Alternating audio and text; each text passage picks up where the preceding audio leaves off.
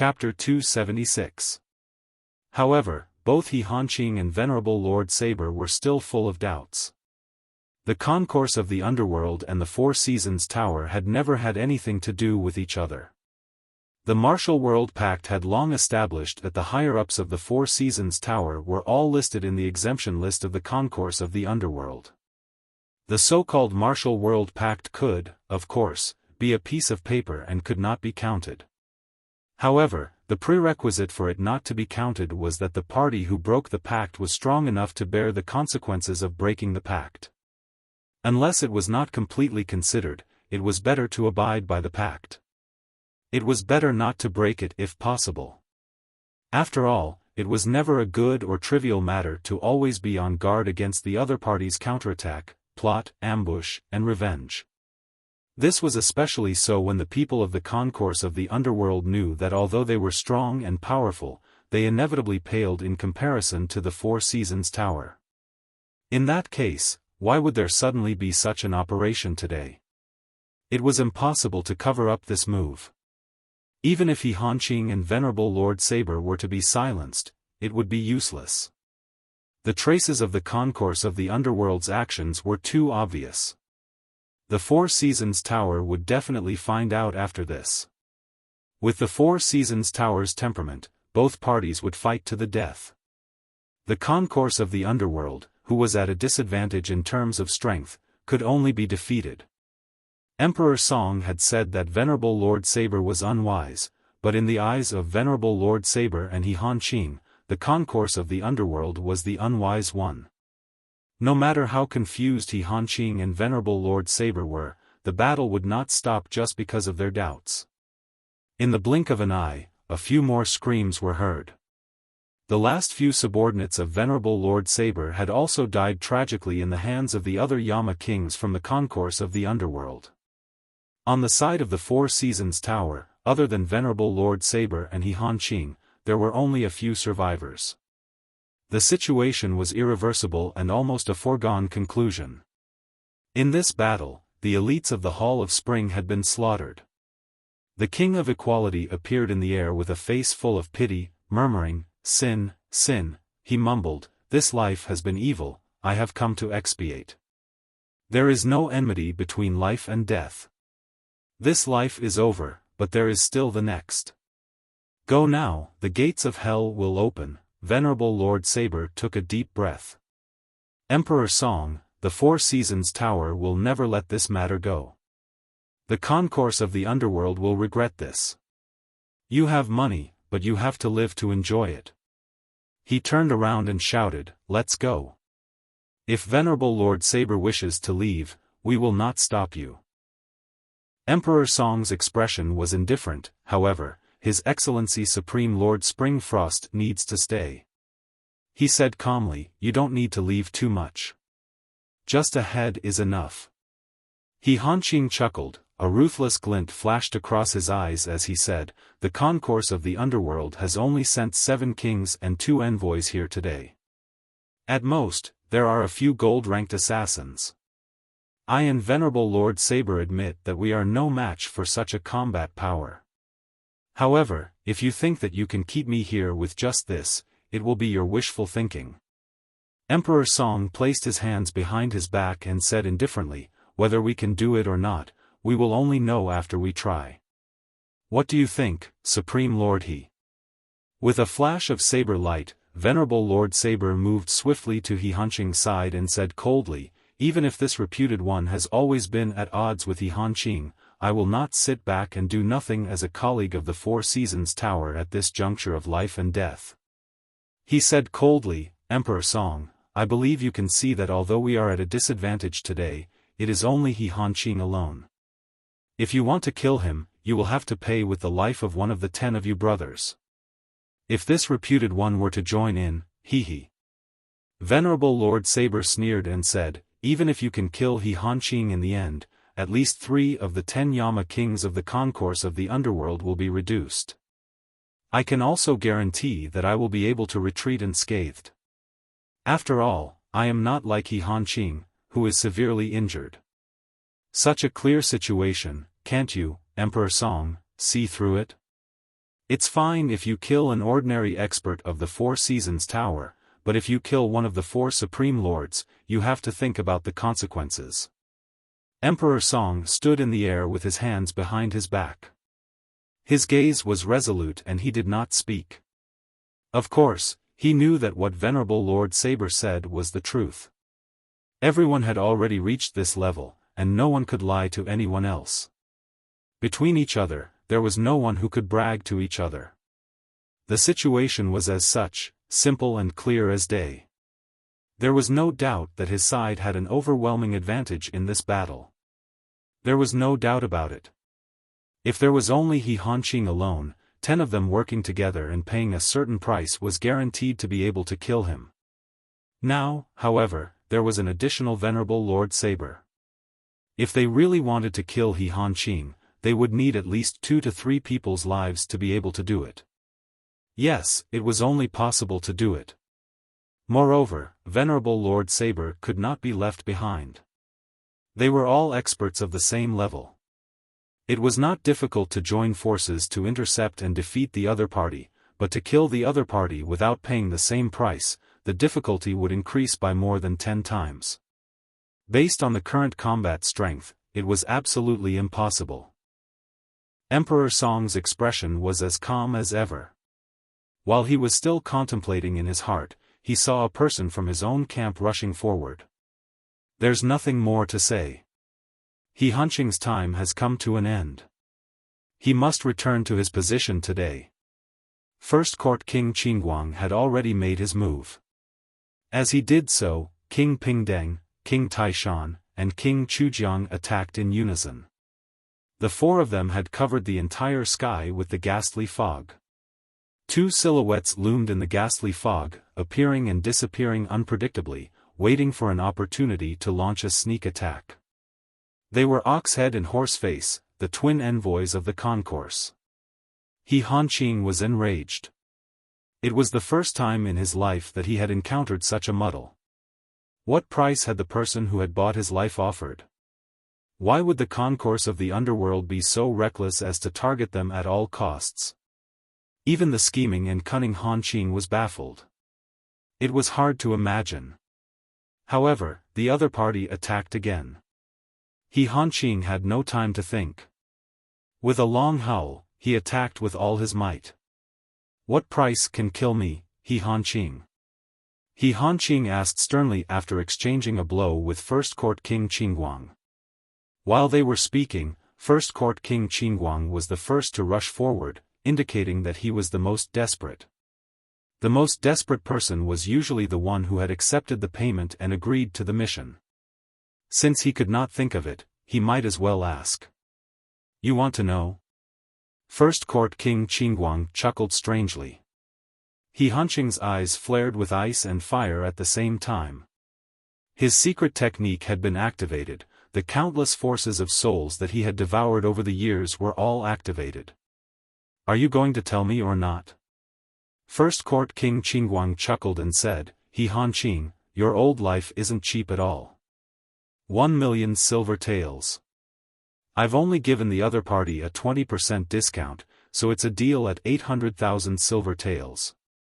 800,000 silver taels. He Hanqing was at a critical juncture in his cultivation, and he was besieged by the 3 kings. When he suddenly heard the price, he was so furious that he felt dizzy. He Hanqing, am only worth 800,000 silver taels. If you had said 3 to 5 taels, that would be an insult to me and I wouldn't be angry. If you said it was tens of millions of silver taels, or millions of gold taels, or even hundreds of thousands of mystical stones and mystical crystals, it would still make sense. But what about 800,000 silver taels? Your concourse of the underworld has sent out dozens of gold-ranked assassins, 10 Yama courts, and 2 emissaries at the same time, all for 800,000 silver taels. Does this mean that your evaluation of me, He Hanqing, for 800,000 silver taels is already more than worth it? A lowly life can be sold for 800,000 silver taels. It's so worth it. Kill him quickly, or else he'll regret it. This is the biggest insult. A gust of sword energy rushed up from within his body. Just as he was in a trance, he could no longer suppress Ling Xiaozui's sword energy. He Hanqing spat out 3 mouthfuls of fresh blood with a cry. A black fog dissipated around him. All the forces of souls that he had devoured throughout his life had dispersed at this moment. 800,000 silver taels, He Hanqing had been defeated in an instant. He Hanqing, do you think you're worth that much? First Court King Qingguang guffawed. 800,000 silver taels is already a high price for your lowly life.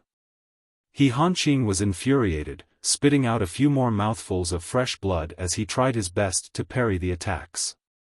However, King Qingguang and the other 2 kings attacked with all their might, completely suppressing He Hanqing into a disadvantageous position where he could only take a beating without being able to retaliate. First Court King Qingguang, you're courting death.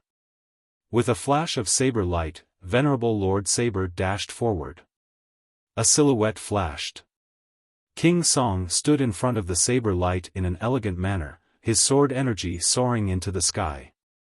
Venerable Lord Saber, we're not done yet. Venerable Lord Saber was enraged. King Song, don't you regret this? With a flash of saber light, Venerable Lord Saber's body disappeared without a trace in an instant. What appeared in front of everyone was a saber. The saber in the sky had revealed itself for the first time. A thick saber that was over 30 meters long lay across the sky, and it shone with a brilliant light. It was like a brilliant sun had suddenly appeared in the sky, and it illuminated the world, causing it to shine with an extraordinary aura. King Song took a deep breath. Stop him with all your might. Let the 4 of them finish off He Hanqing first. King Yen Luo and King Zhuan Luan responded to his call and moved forward. King Song waved his long sword, becoming one with it as he faced Venerable Lord Saber head-on. In terms of cultivation base, King Song and Venerable Lord Saber were roughly on par. It would be difficult to determine the winner or loser in a one-on-one fight within a short period of time, at least they would not be at a disadvantage. However, being evenly matched was one thing, being able to kill the other was another. As for completely restraining the other's movements, it was not the same thing, it was impossible to do so. Even if King Yen Luo and King Zhuan Luan were to unite, the situation was still not optimistic to fully restrain Venerable Lord Saber. The current situation was clear. Once Venerable Lord Saber could not be stopped and was allowed to rush over, allowing him to join forces with He Hanqing, then the operation of the Concourse of the Underworld tonight would be a complete failure. The Concourse of the Underworld had practiced for a few times in advance for this operation. It could be said that they were determined to succeed in this operation. He Hanqing would definitely die, there was no chance of survival. However, it had never occurred to them that Tiantang City had an additional Venerable Lord Saber whose cultivation base was higher than He Hanqing's. This change was too unexpected, causing a fatal flaw to appear in the Concourse of the Underworld's perfect ambush. For so many years, Venerable Lord Saber had never appeared here. According to the Concourse of the Underworld's information, there had always been animosity between the 5 Venerable Lords and the 4 Supreme Lords. Although they minded their own business, they were not on good terms with each other. However, these 2 people had suddenly joined forces to fight. This change was unimaginable, far beyond their expectations. However, this change had happened right when they were on the move. The 10 Yama kings of the underworld felt like they had just been F***ked. Chapter 277. The battle went on and the situation escalated. Waves of attacks that were more intense than the previous appeared one after another. He Hanqing kept spitting blood in the battle. However, this spitting blood was not due to a mystic art similar to the art of soul ignition. It was because the sword energy that Ling Xiaozui had left in his body could no longer be suppressed. With 4 strong enemies surrounding him, his life was at stake. He could only use the art of soul ignition once more, but there was a limit to how much it could be used. He did not have much time left in his life. Even if he did not fight this time, he was already close to death. Unless Mr. Nian helped him or he broke through on his own, he could die any time in the next 18 years. Now, however, he had used the art of soul ignition twice in a row, and his 18 years of life had been lost. He was basically at the end of his rope. Facing the siege of the 4 Yama kings from the concourse of the underworld, the atmosphere of the battle was intense. Even though He Hanqing had used the art of soul ignition for the second time, allowing his cultivation base to return to its peak state, his mystic art had inexplicably collapsed. He was still no match for the 4 kings. Another drawback of the art of soul ignition was that it could only destroy the enemy for a short period of time. His combat strength could not be sustained and would only deteriorate. He Hanqing fought as he moved, wanting to escape while his combat strength was still strong. However, King Qingguang and the other 3 kings were hot on his heels. A long howl could be heard. The saber light flashed, striking the sky. Venerable Lord Saber had gone all out. With a sharp whistling sound, the shining saber light suddenly arrived in front of Qingguang Wang and the others. In the next moment, the saber light was like a crystal ball suddenly exploding in the air, scattering saber chi all over the sky. It actually completely blocked the 4 people's pursuit. Venerable Lord Saber had finally broken through Emperor Song's blockade and rushed over to provide support. Go quickly. Venerable Lord Saber urged anxiously. Needless to say, the moment the saber light flashed, He Hanqing had already turned into a wisp of white smoke, speeding away into the distance. At this point, Supreme Lord Spring Frost's combat strength was still at its peak. The speed of his escape was as fast as lightning. Venerable Lord Saber let out another roar. Once again, the dazzling saber light exploded in all directions. With his strength alone, he had blocked the pursuit of 7 Yama kings. He Hanqing ran all the way, but in the blink of an eye, he had already rushed out of the space of 10,000 feet. Unexpectedly, the air in front of him suddenly became dense, and 3 people appeared side by side out of thin air. These 3 people were dressed in hemp clothes and wore tall hats. Their faces were cold, but their bearing was completely different from the 7 Yama kings on the other side. An immeasurable amount of chilly wind followed the appearance of these 3 people. Almost at the same time, an overwhelming amount of saber light and sword shadows rained down. He Hanqing, leave your life behind before you leave. I knew you were hiding in the dark. He Hanqing let out a long howl. His figure, which was flying at an extremely fast speed, suddenly changed direction in an impossible situation. He abruptly soared into the sky, and his speed did not decrease. Instead, he increased his speed, leaving a trail of white smoke behind him. He swept past the heads of the 3 kings. The defense line that the 3 Yama kings had set up was completely ineffective. No, there was a sudden burst of sword light above the defense line of saber and sword, giving chase. Its speed was even faster than He Hanqing's escape speed. In the blink of an eye, He Hanqing let out a muffled grunt. A streak of blood appeared along with the pursuing sword light. A long, bloody wound appeared on his back, but He Hanqing's escape speed did not decrease at all. In an instant, he was already 1,000 feet away. At the juncture of life and death, He Hanqing had gone all out. He did not slow down just because he was hit by the sword. F***ck. The 3 people who came out were the last 3 of the 10 court kings, King Wuguan, King Biancheng, and King Dusher. The 3 of them were obviously surprised by the current change. They had thought that their ambush was foolproof, intercepting the other party's escape route. Unexpectedly, the other party had already been prepared and found a way to escape at the critical moment. Even after being hit, he could still continue to escape without slowing down. He was indeed one of the 4 supreme lords of the 4 Seasons Tower. Of course, the 3 of them were unwilling to stop. They turned around and gave chase. However, He Hanqing had taken the lead and had already unleashed his full speed. It was clearly unrealistic for the three of them to catch up to him. A moment later, the saber light flickered continuously. It was the venerable Lord Saber coming from behind. The speed of the men from the concourse of the underworld was obviously not as fast as the venerable Lord Saber who was riding on his saber. Even though they were trying their best to catch up, they were gradually falling behind. Everyone from the concourse of the underworld was speechless. This mission was a complete failure. This was the first time the concourse of the underworld had sent out all 10 of its Yama kings, but they had yet to complete the assassination mission. What a joke! She was so embarrassed that she could die. What the F***ck? First Court King Qingguang was in hot pursuit as he cursed, "Are we F***king idiots from the concourse of the underworld? There were so many of us, but he still managed to escape." As the brothers chased after him, they shot murderous gazes at him. "You're the one eating shit. Out of so many brothers, you're the only one eating shit." That was Supreme Lord Springfrost.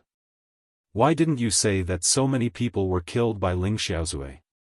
After this mission is over, I'll definitely beat that dog head to death when I get back." He Hanqing sprinted against the wind, feeling the mystical qi in his body being depleted and his life force disappearing continuously. However, there was no fear in his heart. As long as he was still alive, there was hope. Now that his tracks had been exposed, it was destined that he would not be able to stay in Tiantang City. This time, with the justifiable reason of the concourse of the underworld's pursuit, the boss would definitely think of a way to help him recover. Not only would his life be prolonged, the sword energy that Ling Xiaozui had shot into his body might also be removed. Thinking about it this way, this pursuit was not only a crisis but also a hopeless situation for him. It was also a turning point, a new realm for him to start all over again. Right now, his biggest mission was to survive. His chance of survival was right in front of him. As long as he was still alive, everything would not be a problem in the boss' hands. He was running at his fastest speed, like a meteor chasing after the moon, like a thunderbolt piercing through the sky. Suddenly, his expression changed. The wind in the air was whistling, and there were actually 2 sharp wind whistling, falling down from above. "Be careful."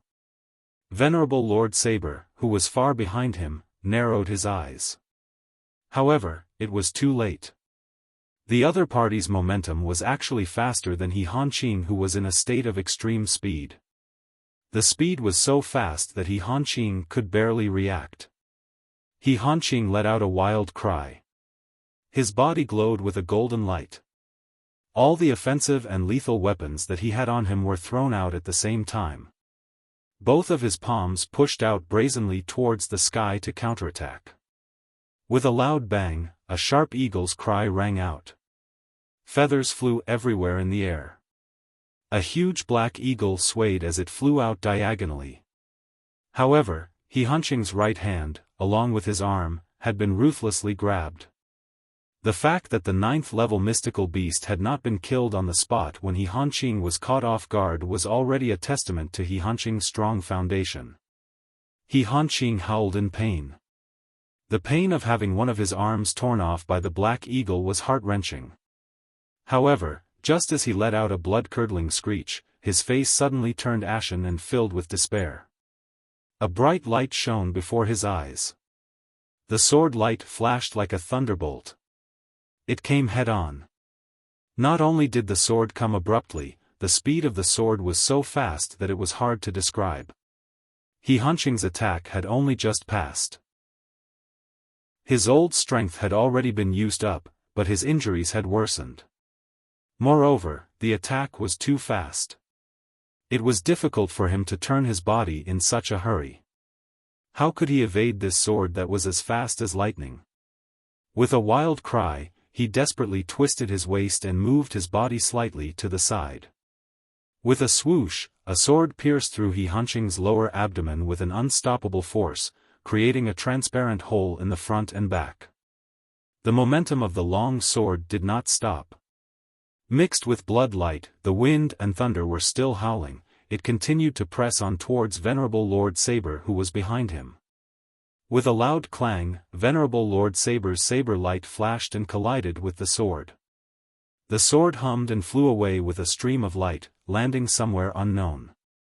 In front of He Hanqing, there was an additional middle-aged man in a green robe. The newcomer had an elegant face.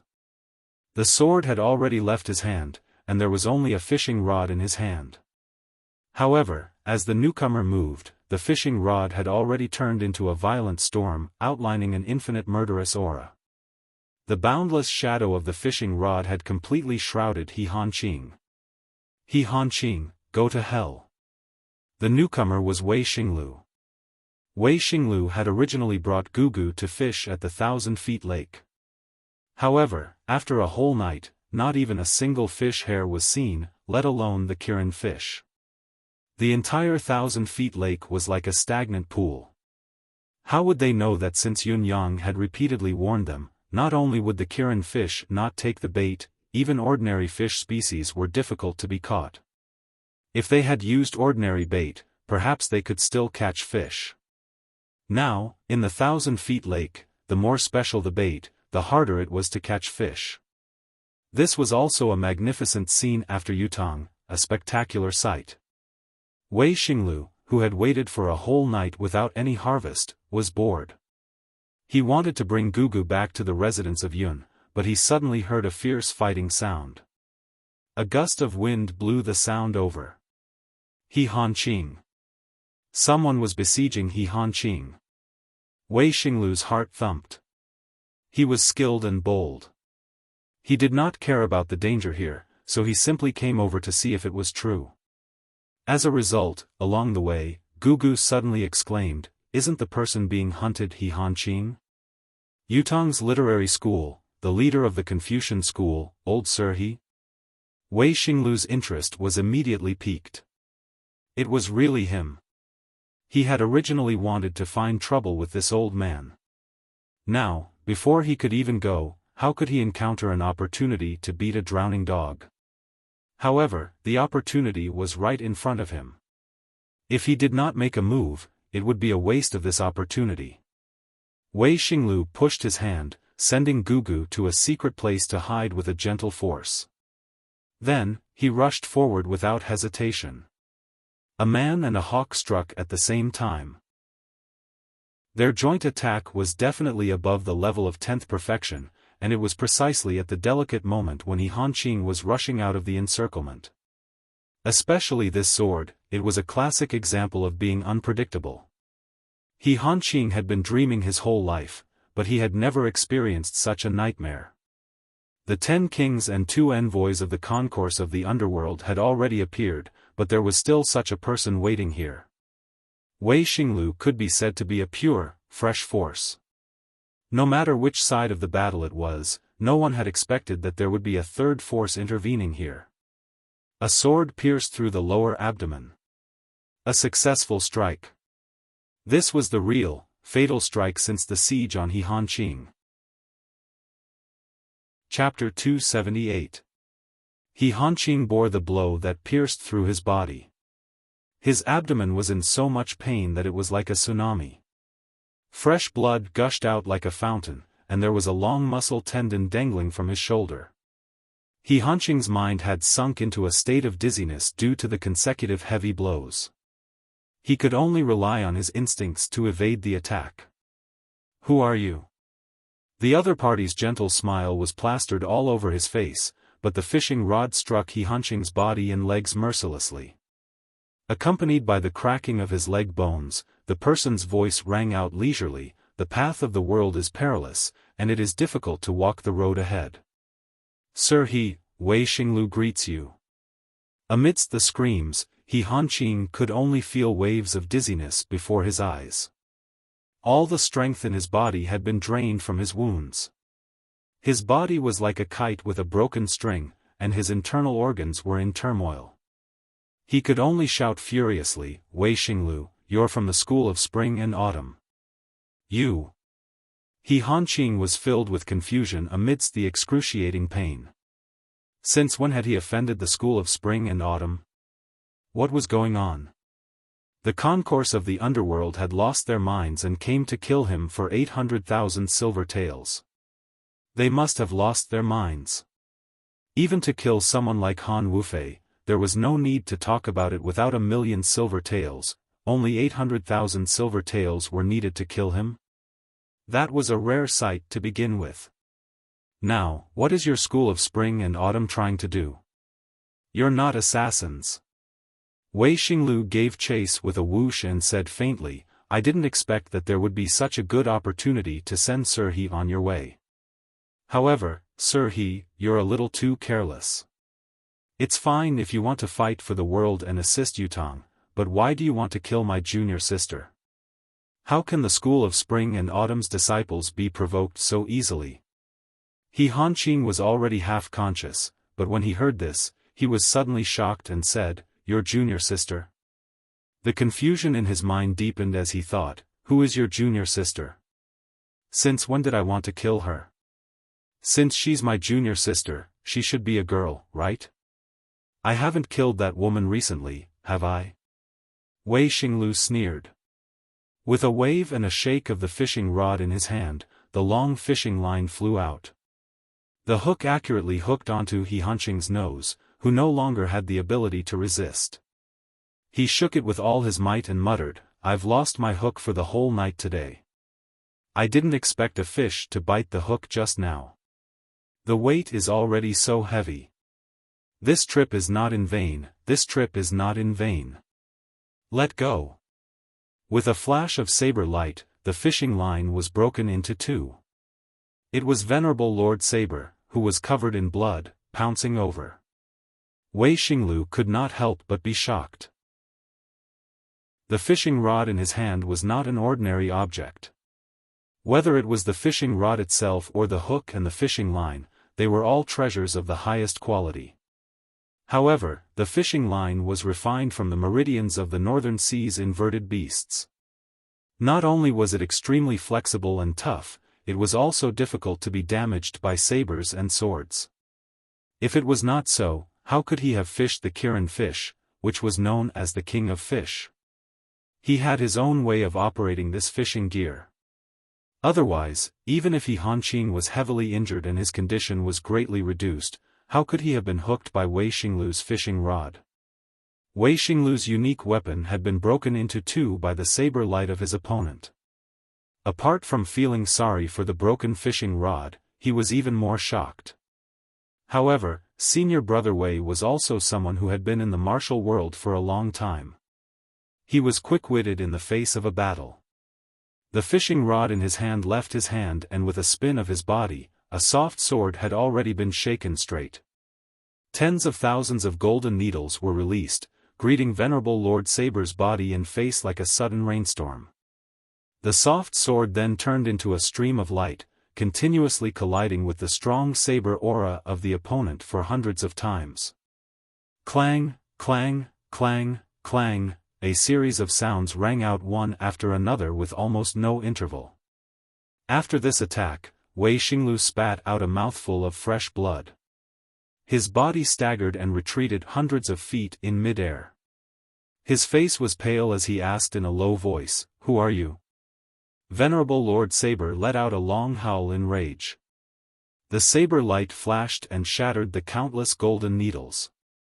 He said with hatred, Someone from the school of spring and autumn? Who are you? Before he could hear the other party's answer, his body had already rushed over. The battle was dangerous and the situation was dire. He Hanqing was not only pierced through in the lower abdomen, both of his legs had been broken.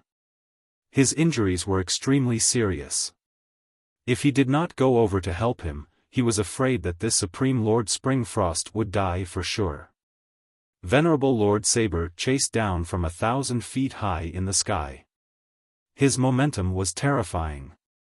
There was no time to take advantage of the victory to pursue Wei Xinglu. Behind him, only a distance of 100 feet was the group of experts from the concourse of the underworld. They were all in hot pursuit. Wei Xinglu snorted coldly. He took a deep breath and rushed down as well. Yutong's Wenzong, He Hanqing, was truly despicable. Not only did he want to kill his junior sister, but he had also wanted to ambush him and even threatened Yun Yang. His crimes were unforgivable. Since there was such a good opportunity today, he could not be allowed to live, be it for others or for himself, for the nation or for his family. In for a penny, in for a pound, in for a pound. It was a heaven-sent opportunity to cut the weeds and eliminate the roots. The rolling saber light whizzed down. Venerable Lord Saber had already focused all his attention on He Hanqing. How could he not see that He Hanqing was swaying in the air with a pained expression? At this moment, he was only about 70 to 80 feet above the ground. This height, as long as it was a slightly accomplished martial artist, they would not pay attention to it. However, He Hanqing had already been injured repeatedly. He was already exhausted and his mind was not in a good state. If he were to fall like this, he would only fall into a pool of mud. Venerable Lord Saber was also aware of this. With a long howl, his body sped up again. With a swoosh, he appeared behind He Hanqing like an illusion and stretched out his hand to grab him. With a swoosh, he had already grabbed He Hanqing's sleeveless shirt.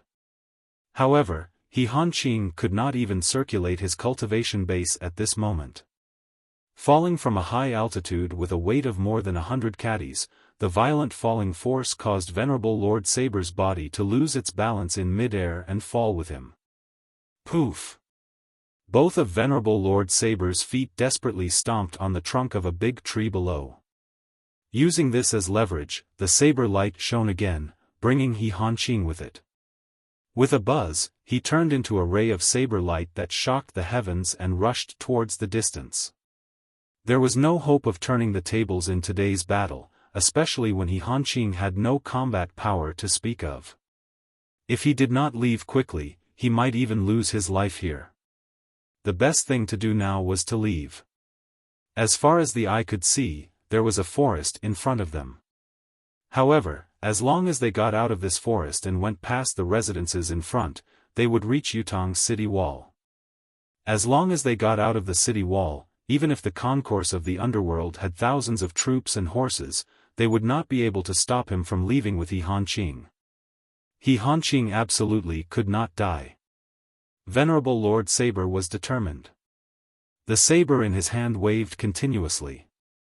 The speed of the saber light became faster and faster, leaving all the pursuers far behind. It was hard to catch up with him. Emperor Song could not help but let out a sigh as he watched the saber light fly away like a meteor. He would never be able to catch up. The ultimate strength of the Four Seasons Tower's Venerable Lord Saber was indeed above his own. Fortunately, they had mobilized all their manpower this time around, which was why they could achieve such a result. If they had followed the original plan and only sent 3 or 4 people to kill He Hanqing, it was not necessary to say whether they would succeed or not in the face of an unexpected variable like Venerable Lord Saber. Perhaps some of the brothers who came would not be able to return. Fortunately, all the brothers had to contribute in this matter, in order to achieve full success. As the saying went, one could see the general trend from a small clue. The true strength of the Four Seasons Tower was probably still above the highest limit of their assessment. They had to be more careful when they met in the future. Wei Xinglu snorted and stopped his pursuit. His eyes looked at the direction where the saber light had left. His heart was filled with a strong sense of unwillingness. He did not expect that He Hanqing would still escape with such an opportunity. The Empire of Yutong was indeed not lacking in experts. It was just that the strength of this strange swordsman who used a saber was far above his own. If it were not for the other pursuers, this opportunity to kill him would have become a fatal trap instead. The crisis was only a snap of the fingers. With a whistling sound, the huge body of the Black Eagle landed. Wei Xinglu leaped up and only breathed a sigh of relief when he was back on the eagle's back. Looking at the few people with gloomy faces, he knew who they were without even thinking. The people of the concourse of the underworld.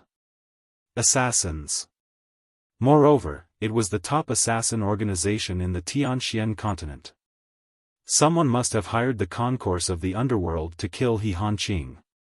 Although everyone's goal was the same, the concourse of the underworld was an assassin organization. It was not worthwhile for him to make friends with the other party, so it was better for him to leave first. On the eagle's back, he cupped his fists and said, I have the intention to kill the thief, but have no intention of joining hands. There is no need to talk too much about it. The mountains are high and the rivers are long, we shall meet again someday. Before his voice died away, the black eagle flapped its wings and soared into the sea of clouds with a long cry. In the blink of an eye, it had already disappeared without a trace. It was not until he had reached the sea of clouds that Wei Xinglu remembered something. The place where he had fished was too far away from where He Hanqing was. But he had heard it at that time. What was going on? His hearing ability was far from being that good. This matter was really strange. Emperor Song and the others were all baffled by this sudden helper, their eyeballs almost popping out of their sockets. What was going on with this guy who had suddenly appeared? There was actually someone who interfered in this business? If it wasn't for the School of Spring and Autumn's interference, it would have been even more difficult to kill He Hanqing. Although he still couldn't kill He Hanqing, he still owed that person a favor. After all, if it wasn't for him, He Hanqing would have escaped earlier and wouldn't have suffered such heavy injuries. Also, how many people had the person who bought He Hanqing's life sent to kill He Hanqing? He had even invited the people from the School of Spring and Autumn. It had to be said that the person was really resourceful. In the blink of an eye, Venerable Lord Saber had already brought He Hanqing over the city wall like a whirlwind. The troops stationed below did not notice anything unusual at all. Both of them had already gone to the sky outside the city. Venerable Lord Saber finally breathed a sigh of relief. They had left the city. At this point, the sea was wide enough for the fish to leap, and the sky was high enough for the birds to fly. Next, he had to find a place to rest before he brought He Hanqing back. If he were to delay for a few more days, even if this old man did not die, his cultivation base would definitely be crippled. However, just as Venerable Lord Saber breathed a sigh of relief, a white shadow suddenly rose from the night in front of him, saying, Today, I'm finally going to finish this matter. It has not been easy. Venerable Lord Saber had a bad feeling in his heart and shouted, Who is it? Get lost.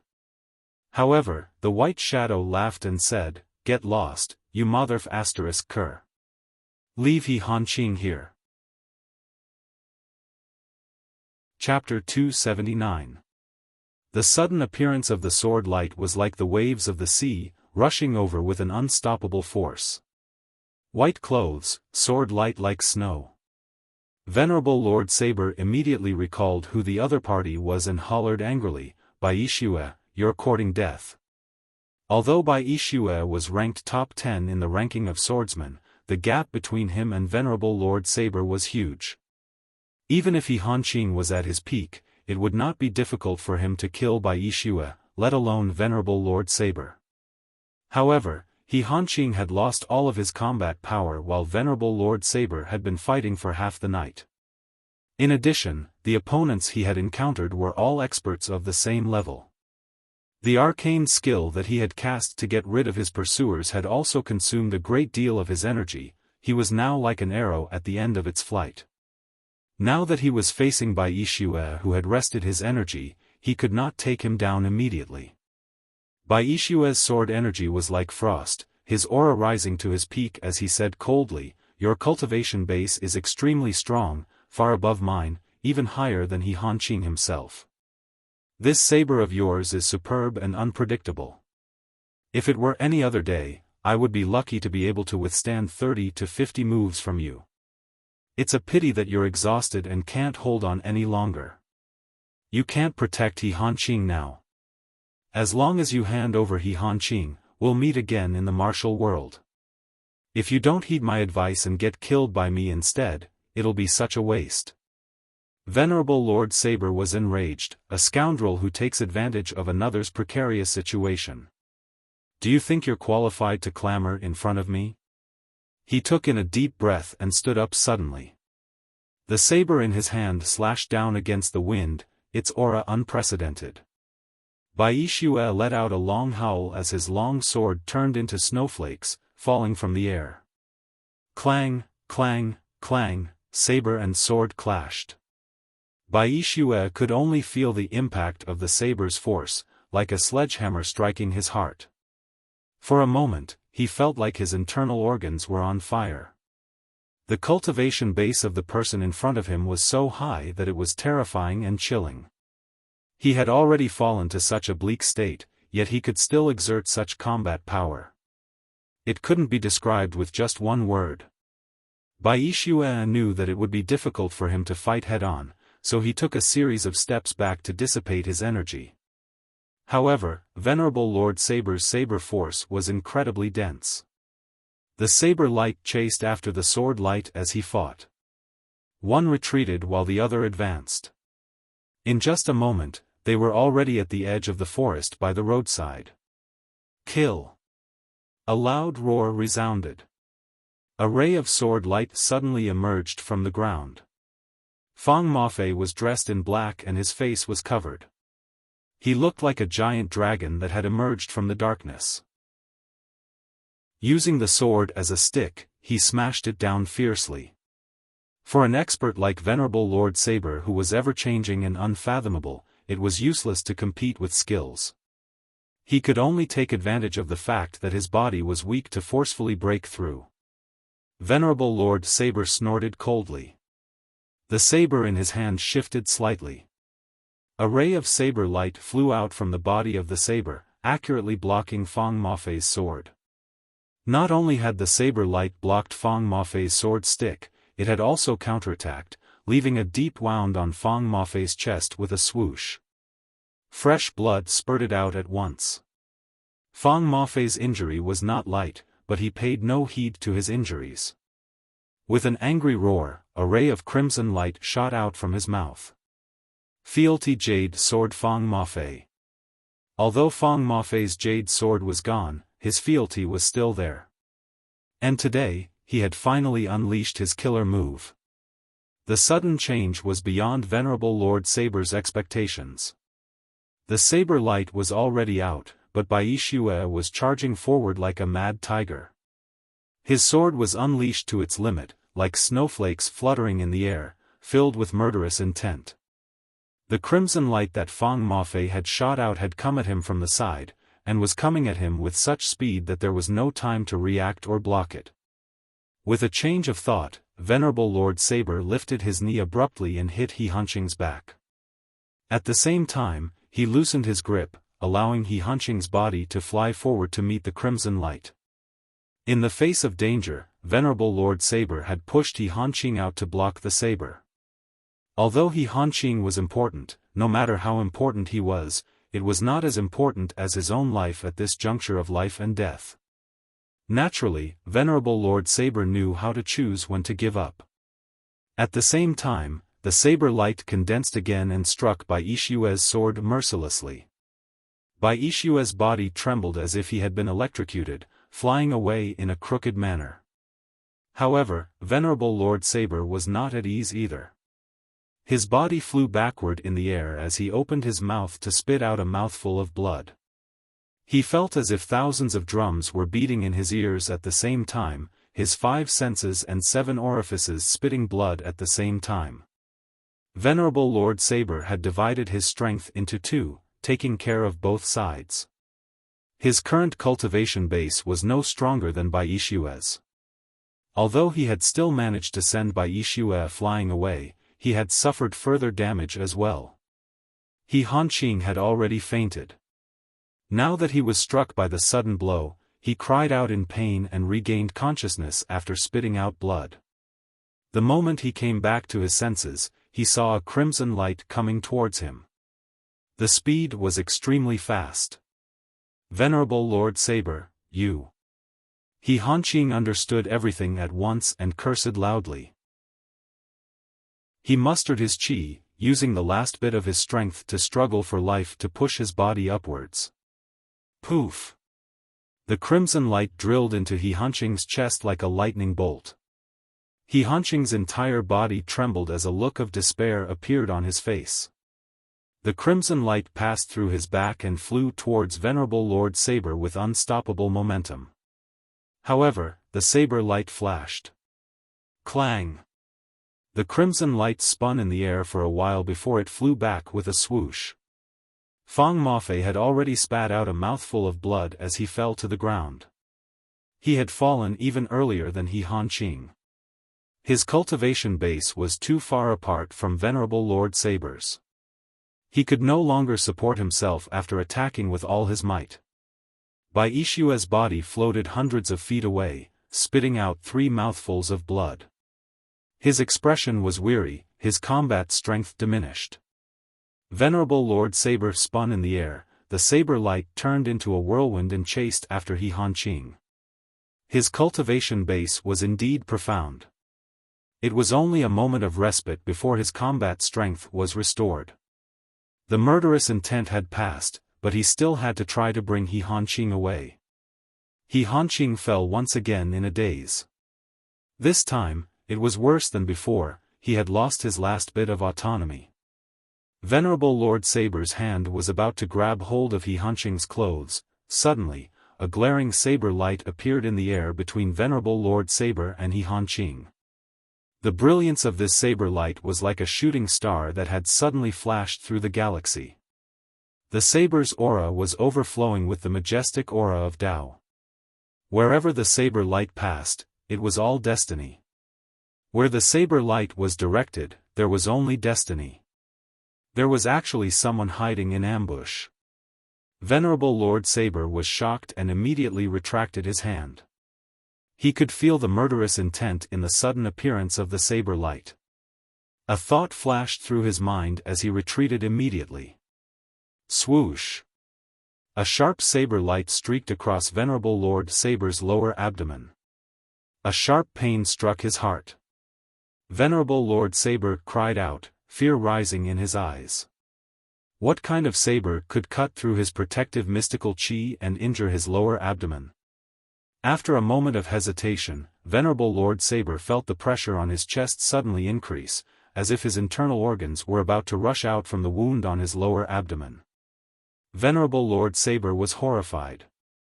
He hastily used a piece of cloth to bind the wound tightly. His mystical chi was channeled without a care for his life, using all of it to protect the wound. Only when he felt that his life was no longer in danger did he finally feel at ease.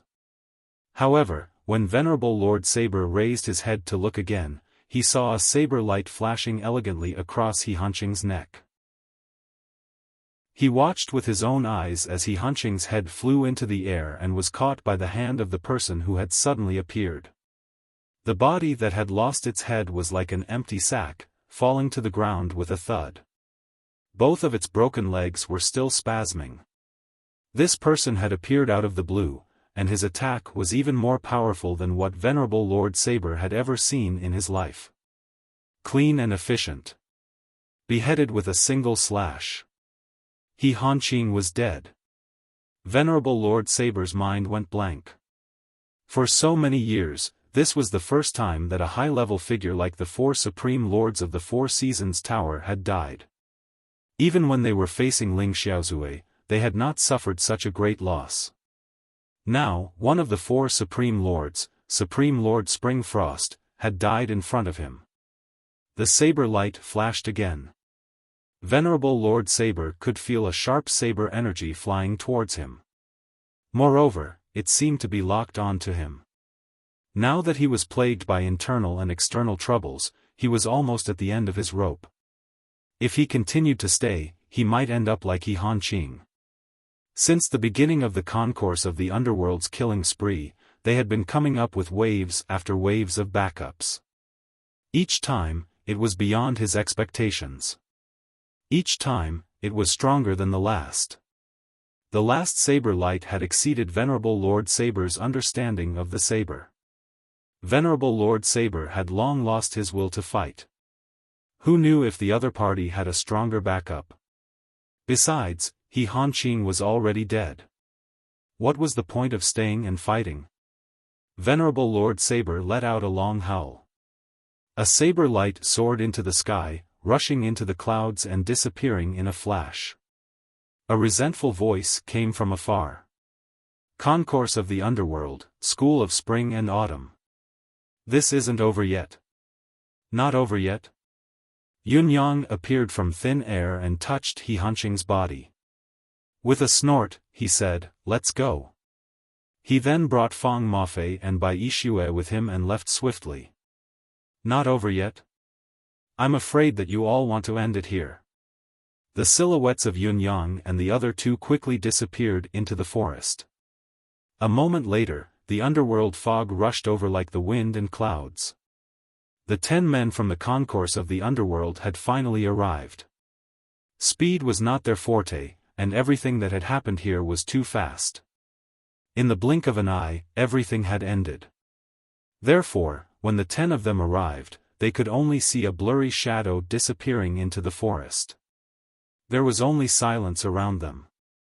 There was also a headless corpse on the ground. The 10 men sucked in a cold breath at the sight. That corpse, this is He Hanqing. King Qingguang floated down to confirm and suddenly exclaimed in shock. He was a little confused. Chapter 280. However, He Hanqing's corpse was a little too tragic. His head was gone, one of his arms was gone, his lower abdomen was pierced, both his legs were broken, and his chest was pierced by a sword. There were no less than 100 other wounds on his body. The 10 Yama kings were dumbfounded. The concourse of the underworld had already sent out all its forces, yet they could not kill this ruthless character. How could he die here, and even his head was cut off? They did not even know who did it. Venerable Lord Saber was nowhere to be found. The 10 Yama kings were stunned. The 9 brothers were panting heavily, staring at each other. They all looked at their eldest brother, Emperor Song. It's good that it's He Hanqing. With his corpse here, it's enough to complete the mission. Go back immediately. Emperor Song's face was solemn as he said, "This matter has come to an end, but the enmity between the concourse of the underworld and the Four Seasons Tower has also been formed. Everyone, go back and prepare yourselves. From this moment on, we will be the prey instead of the hunter. Be careful, be cautious." The other 9 brothers and the 2 gold-ranked assassins, Oxhead and Horseface, were silent. Looking at He Hanqing's corpse on the ground, everyone's eyes seemed to see the storm that was about to be set off. As for the concourse of the underworld, they would definitely be at the heart of the struggle. The martial world has not had such a big turmoil for many years. I'm afraid this time. King Chujiang frowned and smiled bitterly. Let's just take today as a warm-up prelude to the martial world's turmoil. The livelier time will start tomorrow, brothers. No matter what, the brothers felt like they had just eaten a fly. There was no need to mention the nauseating taste. However, now that things had come to this, they could only pinch their noses and admit it. What else could they do but not admit it? Could they let He Hanqing come back to life and let the brothers kill him again? That was impossible even if they used their buttocks to think. The wraith fog dissipated, and the world regained its clarity. Venerable Lord Saber rode the wind, his heart filled with unspeakable grievance and unspeakable anger. A mere concourse of the underworld, a mere school of spring and autumn, had actually dared to lay their hands on the Four Seasons Tower, and had even killed one of the 4 Supreme Lords, Supreme Lord Springfrost. Ever since the Four Seasons Tower existed in this world, they had never suffered such a huge loss. If this grudge was not avenged, how could the Four Seasons Tower speak of intimidating the martial world? Go back and report to boss. We can't let this matter rest. The wounds on his body were burning with pain. It was a serious injury that had almost taken away half of his life, but it was not as painful as the pain in Venerable Lord Saber's heart. How many years had it been since he had run for his life in such a pathetic manner? This was simply unimaginable. It was something he had never even dreamed of. This enmity must be avenged. Venerable Lord Saber's body disappeared into the sky like a stream of light. Venerable Lord Saber was still brooding over the sudden ambush. He swore revenge, hurried back to the Four Seasons Tower to report the news, and even planned his revenge. After all, they were going up against two powerful forces, the concourse of the underworld and the school of spring and autumn. The Four Seasons Tower was confident that they could handle any one of them with ease and victory in their grasp. However, facing two forces at the same time, even the Four Seasons Tower would feel troubled. Despite facing Yun Yang head-on and being shocked by Yun Yang's stunning saber skills, Venerable Lord Saber still did not treat Yun Yang as a third force. On one hand, it was because of Fang Mafei. Although Fang Mafei's ability was weak, his assassin skills and tenacity were all indicative of his identity as the concourse of the underworld's gold-ranked assassin. He instinctively thought that the saber-wielding man who appeared at the end was also from the concourse of the underworld. On the other hand, it was also because of Bai Yixue. Bai Yixue's official identity was Han Sanhe's guard, and he had even attacked directly to assassinate He Hanqing. His comeback was not something unexpected. At least, from Venerable Lord Saber's point of view, even if Bai Yixue did not belong to the empire of Dongxian, he should at least be related to the school of spring and autumn. Yun Yang and the other two waited until they returned to the residence of Yun. They still felt that everything that had happened today was like a dream. Supreme Lord Springfrost. This prominent figure in the martial world, the backbone of the Four Seasons Tower, a ruthless character who could survive when faced with Ling Xiaozue, had died just like that under Yun Yang's plot. Killing He Hanqing had been Yun Yang's dream for a long time. From the very beginning, when he knew He Hanqing's identity, Yun Yang had been planning, from plotting against Han Sanhe, he had put it on the agenda. First, it was Bai Yixue who was unintentionally targeted by Yun Yang. Then, it was the concourse of the underworld's first court King Qingguang who had snuck in and accepted the mission. Then, Yun Yang had spent a lot of effort to trap Wei Xinglu. At that time, he did not think too much about it. He just wanted to solve his own crisis first. However, by coincidence, the concourse of the underworld had made their move at this time. Yun Yang noticed it immediately and informed Wei Xinglu to send the sound over with a blast. It seemed to be a coincidence in every aspect, but without Yun Yang's careful planning, such a coincidence would never have happened.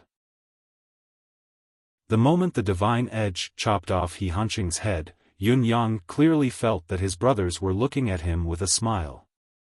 OL 9th, well done. Whether the feeling at that moment was real or imaginary, Yun Yang treated the feeling as real. However, there was not much relief in Yun Yang's heart at this moment. Instead, it was filled with an indescribable bitterness and discomfort. Brothers, I have finally gotten rid of a great enemy. He's our common enemy. However, what happened today is only a beginning, a prelude. Next, I will find out all the people who had a hand in dealing with us that day and carefully settle the debts they owe us. The debt of human lives must be paid with human lives. Although Yun Yang and the other two had successfully killed He Hanqing in this battle, Fang Mafei and Bai Yixue had also suffered injuries of varying degrees, but they were not serious. Returning to the residence of Yun, each of them went into closed-door cultivation to recuperate and would recover after a few days. Yun Yang tossed He Hanqing's head and all the items he had found on him into the secret chamber before he hurried out of it.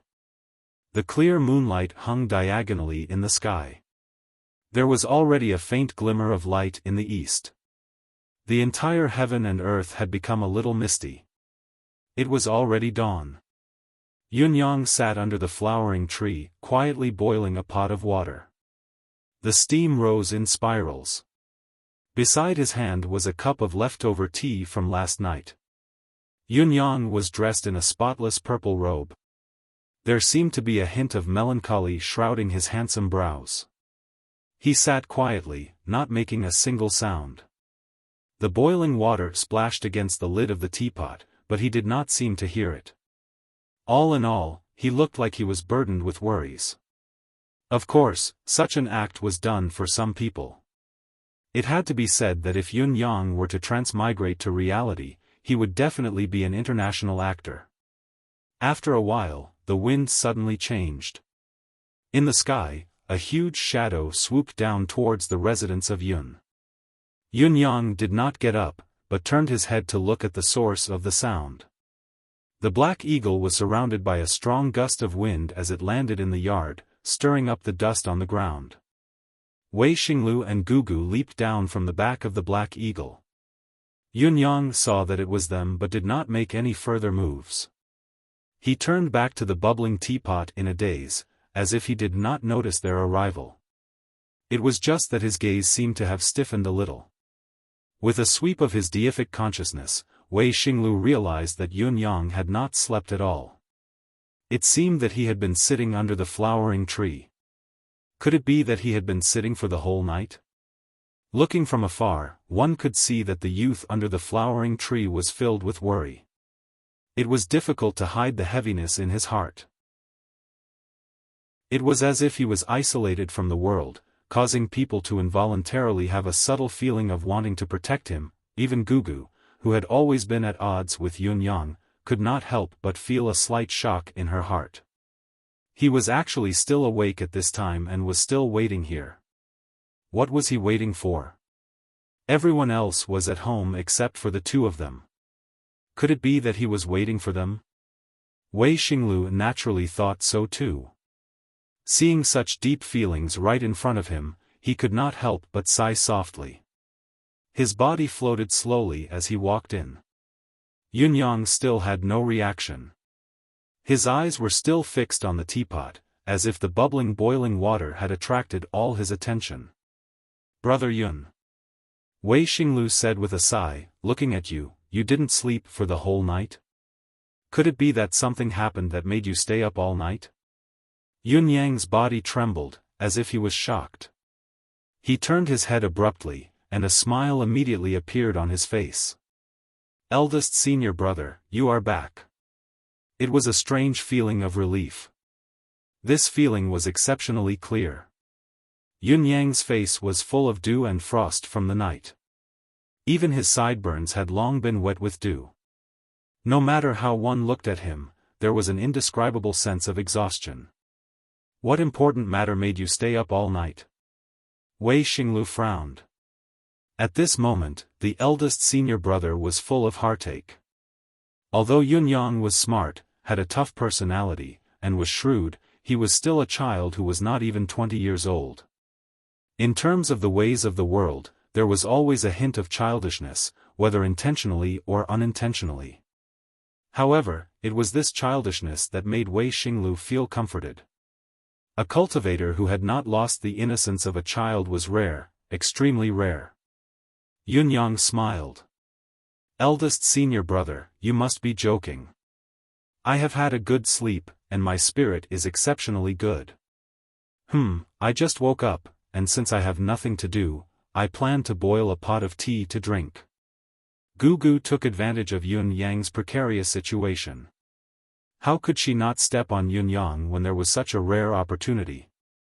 She sneered, "Just woke up? Such a big pot of water has already been boiled dry.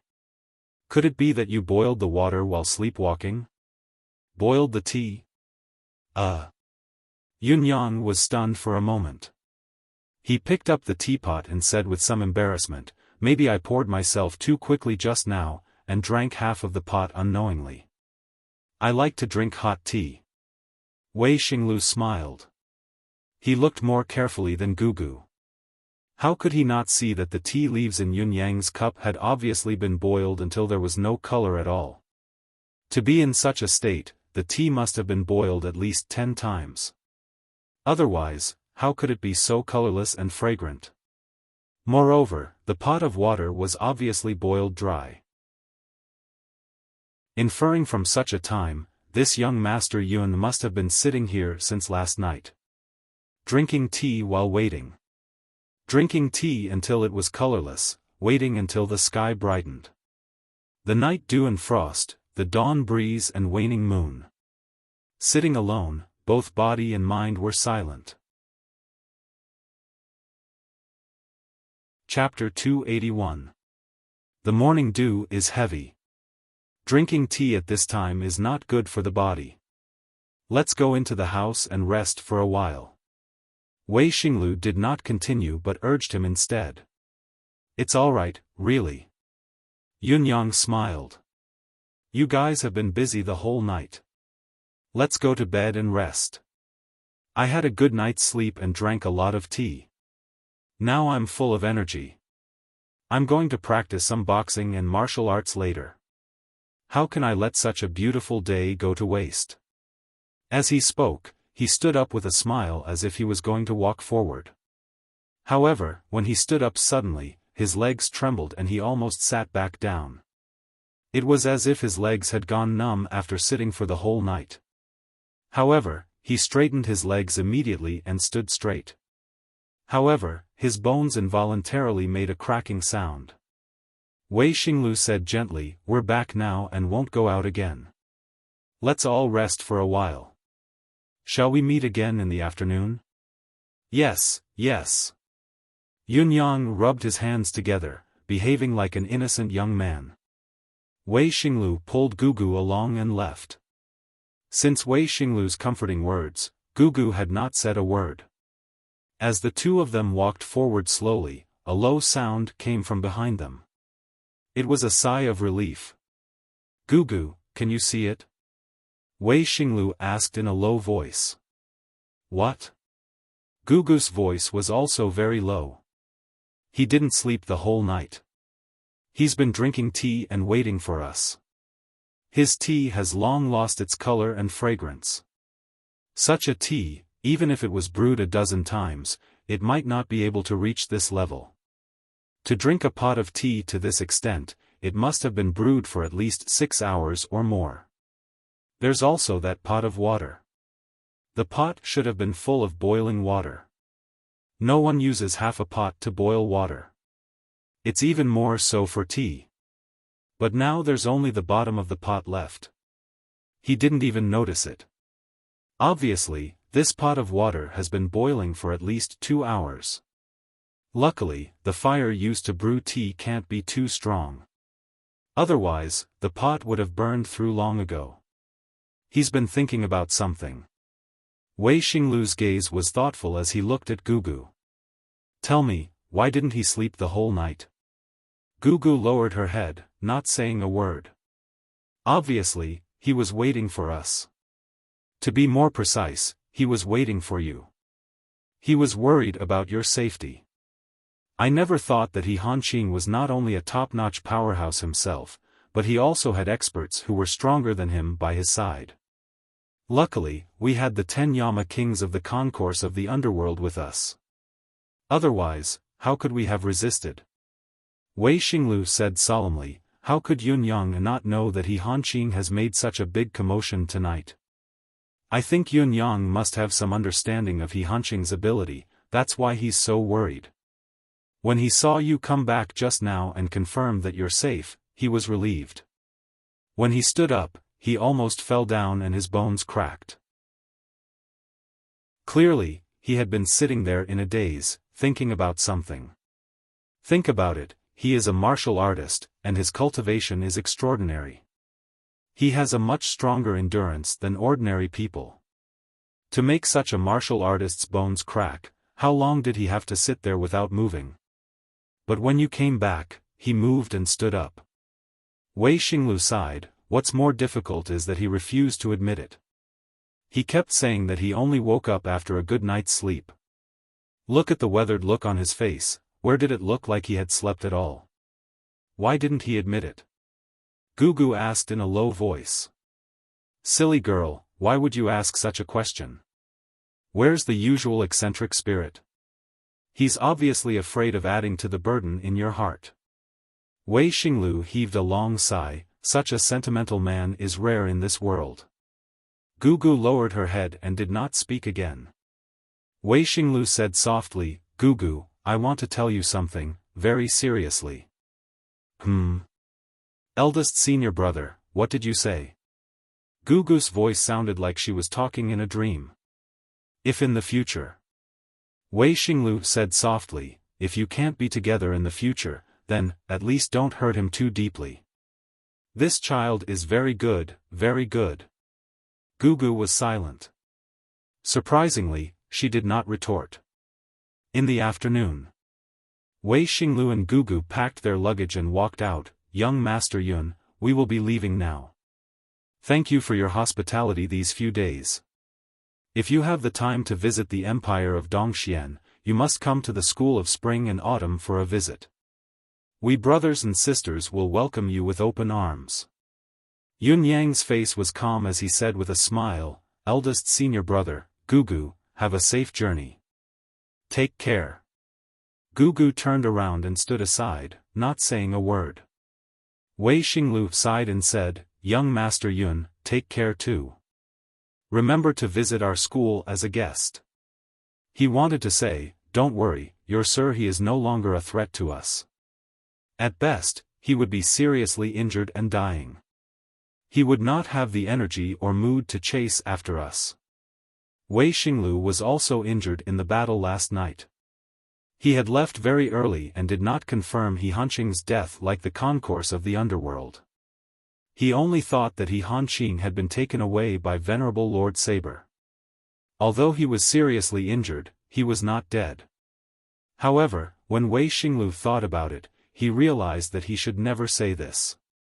As far as the current standpoint was concerned, He Hanqing was an old minister of the Empire of Yutong, a great scholar for 3 generations.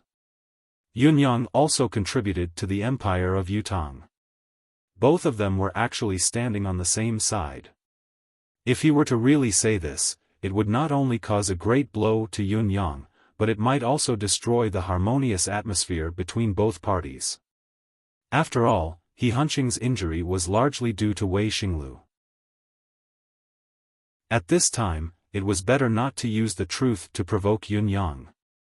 Wei Xinglu was very sure that Yunyang was the kind of person who could easily abandon his personal feelings for the sake of his standpoint and his country. The accident of the soul-sealing spike the day before was because of this. Therefore, it was better not to say this. Gugu, if you have anything to say to young Master Yun, do it now. You don't know when you will come to Yutong next time. Wei Xinglu urged with a smile. He was very observant as he brought the eagle and slowly walked to the side. Yunyang looked at Gugu with a warm smile on his face. Gugu turned around and said softly and coldly, Yunyang, we shall meet again. Yunyang smiled, from now on, the journey of the martial world is long. You must take good care of yourself. Gugu's future will surely be above the clouds of the 9 heavens. Yunyang will wait with a cup of wine. When, the day when your name spreads across the world and you become a legend, I will definitely raise my cup to celebrate and drink with you. Gugu snorted and said, who cares? Yunyang laughed and said, it's fate that we meet in this world, and it's also fate that we get together. This farewell, take care. Forgive me for not seeing you off. With a wave of his hand, Lao Mei came out with a parcel. Yunyang smiled and said, just some food, it's not enough to be a token of my respect, and it's not worthy of both of your attention. But please accept it. I've offended you in the past, and it's fortunate that we'll part ways from now on. We'll meet again in the indefinite future. Gugu, if you still mind, just treat it as a nightmare. Yunyang has been impetuous before, I apologize here. He cupped his fists together, his expression indescribably calm and carefree. It was as if he did not care about this farewell at all. He was extremely generous. Who wants your things? Since you know it's unsightly, why do you have to embarrass yourself in front of others? Gugu did not know why, but she felt a little uncomfortable in her heart. She glared at him coldly and turned to leave before her voice echoed in the air. Yunyang smiled bitterly, his face full of bitterness. A hand stretched over and took the parcel. Wei Xinglu laughed and said, this journey is long, and I was still worried about where to find food along the way. Brother Yun is thoughtful. Anyway, I'll accept it without hesitation. Brother Yun, the mountains are high and the rivers are long. We'll definitely meet again. If you have time in the future, you must come to the Twin Poles Mountain, the school of spring and autumn. I'll be waiting for you at any time.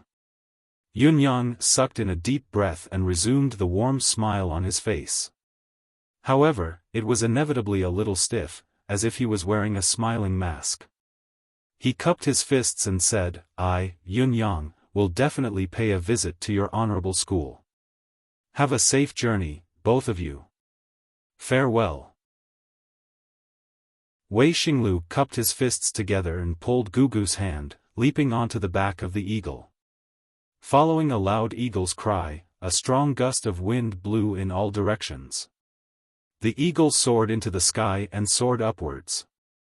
Gugu and Wei Xinglu looked down from the eagle's back.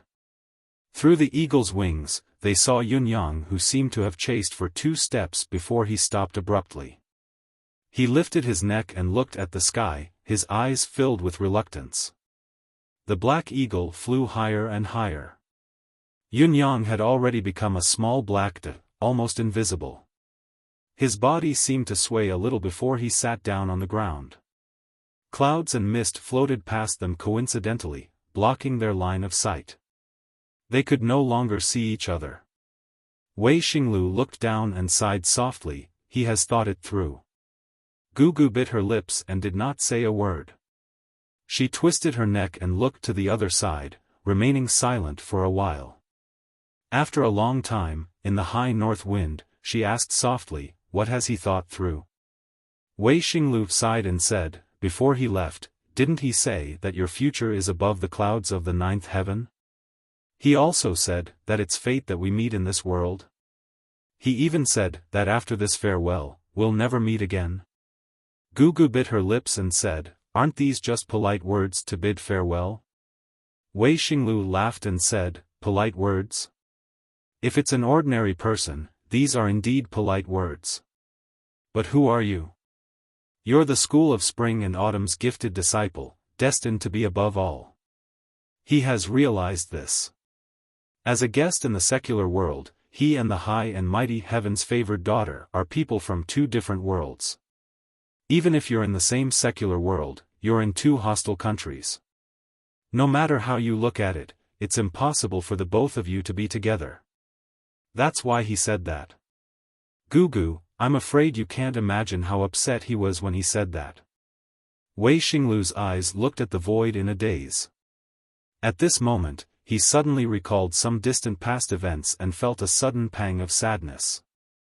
What was he upset about? I saw him smiling all the time. His face was calm, like he was relieved of a burden and couldn't wait for me to leave. Gugu snorted. You don't understand. You don't understand a man's heart. Girl, when you understand, you will. He wanted to say that she would feel very upset and sour inside. However, he thought about it and did not say it out loud. Chapter 282. Wei Xinglu said softly, the reason why he acted like that was because he was afraid that you would be upset. That's why he pretended to be calm.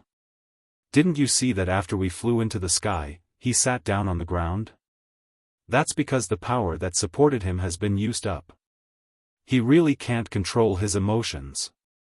How can a powerful practitioner fall to the ground for no reason? Don't tell me you didn't feel it at all.